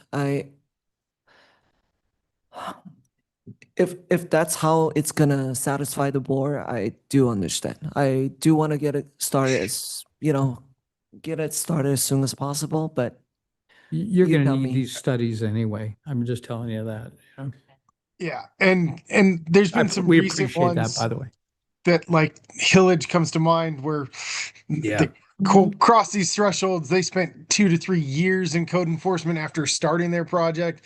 So in some cases, we're trying to alleviate headaches for in the future by trying to just double check where we're at on this one, if that makes any sense. So let's do it, figure a date where, Well, say, let's hear from MJ first, and then because she hasn't commented. So oh, I'm sorry. no worries. I will take the advice of my board members here. I'm just wanting to make sure that it's under the purview of design review to do this, so there's no backlash. I think if we can make anything more efficient for not only the applicant, but the neighborhood, we should do it. I do think that it's only, if I read this properly, it's an 1,100 square foot house. It's not a very big house. So a 32% demo isn't absurd when you have basically 4 walls. But, and unless structurally, and I'm wondering why the city wouldn't have checked it structurally if they found it to be unable for us to even walk on property. Why are we in this position in the first place? So I'm a paint chip and siding gal, so I'm not going to get involved in the legalities of how this all works. I'm just going to follow the leadership. MJ, there's an interesting project that was quite a few years ago on Shadow that had somewhat similar characteristics of a condemned structure. That it just comes to mind. And I think we treated it relatively similar to what we're doing tonight. You guys are more experienced in that history, and I also respect Tom's history with real estate. So, and I do believe that the intent is to help the applicant get to where he needs to get to in a quicker sense, rather than have to continually dig himself out, and that's better for everybody. If it is a major remodel or requires to tear down, this is the quickest way to get to that point. And that's in the interest of the neighbor. It's in the interest of the applicant, rather than going through plan check and all that, starting construction, and then figuring out. And then get sent back. And then then the project's dead for another year, not safe. What are you going to put up a bunch of fences? Kids love to climb fences. No, it seems like a small disruption for a long-term savings. So I get it at this front end. So I'm with you. Yeah, under the condition of safety, right? You know, this thing needs to move, so we gotta look at it that way and get it rolling. So, what would be the next continuance date, Bill? So your October dates are October 8th and October 22nd. So which do you think? 22nd will be the pumpkin jacket. So obviously your agenda packets go out the week before your meeting. So an October 8th meeting means the packet would go out on October 1st. So we would need to have everything wrapped up, a few days before that. So when do you need the reports from him? We will have to coordinate with him. I mean, I'm giving you those dates based on your desire to. Okay, why coordinate this. don't we do the earliest date, the October 8th? This is a suggestion. And then if it needs to be put off to have the reports, then we'll put off to the minimum amount necessary. Louis, do you think you can make those dates for the October 8th date? I will try. Okay. I would have to coordinate with my architect, and he's gonna kind of figure out what to do. But yeah, we're definitely gonna do it as fast as we can. We need to be in touch with you soon, because in order to meet our internal deadlines, we're gonna need these reports probably within 3 to 4 weeks. Understood. No, I've been trying to communicate with Nicole as much as I can. Excellent. And you were saying that you wanted those reports to have a third-party peer review, so I'm not sure how quickly. I that can think it happen. needs a peer review. I mean, we do I have. leave it to the kind of the board. Emir, what do you think about peer review of those reports? Our building division reviews soils report. They're gonna look We at have a it anyway. geotech. Yeah. I'm fine with that. They're going to be certified Okay. engineers, have Yeah. building review it. Exactly. Just that it would be easier to use our in-house. Well, reviewers. that's requesting Ray to review it because he's got a keen eye for detail. So, Yeah, okay. Can I ask who your architect is? Is it a local one? Do you know? I mean, if he's a local architect? I don't think he's local, but he's worked in many cities. Oh, I just would Yeah. encourage you to consider at this point, having someone local champion you through It's just a recommendation. I'd like to make a motion to continue item number 5.6 at 988 Noria Street to October 8th date. I'll second. Sarah? Board Member Coveney? Yes. Board Member Gibbs? Yes. Board Member Weil? Yes. Chair Pro Tem Neve? Yes. And Chair Bauta. Yes. Thank you. Continuing to other business, the floor is open. Do we have any other business to discuss? I think this one item, I think we should expressly prohibit Halloween coats. What? No Halloween coats without Do I get candy. a second? No, Do I no get a Halloween second? It won't be on the No 8th. It'll be on the Halloween coats. 20, it'll be on the 22nd. All right. Well, All right. And Thanks, just as staff. I mentioned earlier, your next meeting won't be until September 10th. The second meeting of this month is canceled, so. All right, super. I should be back for that. Well, thank you. Oh, Thank you, guys. Bye. thank you all. This meeting is adjourned. Have a good evening.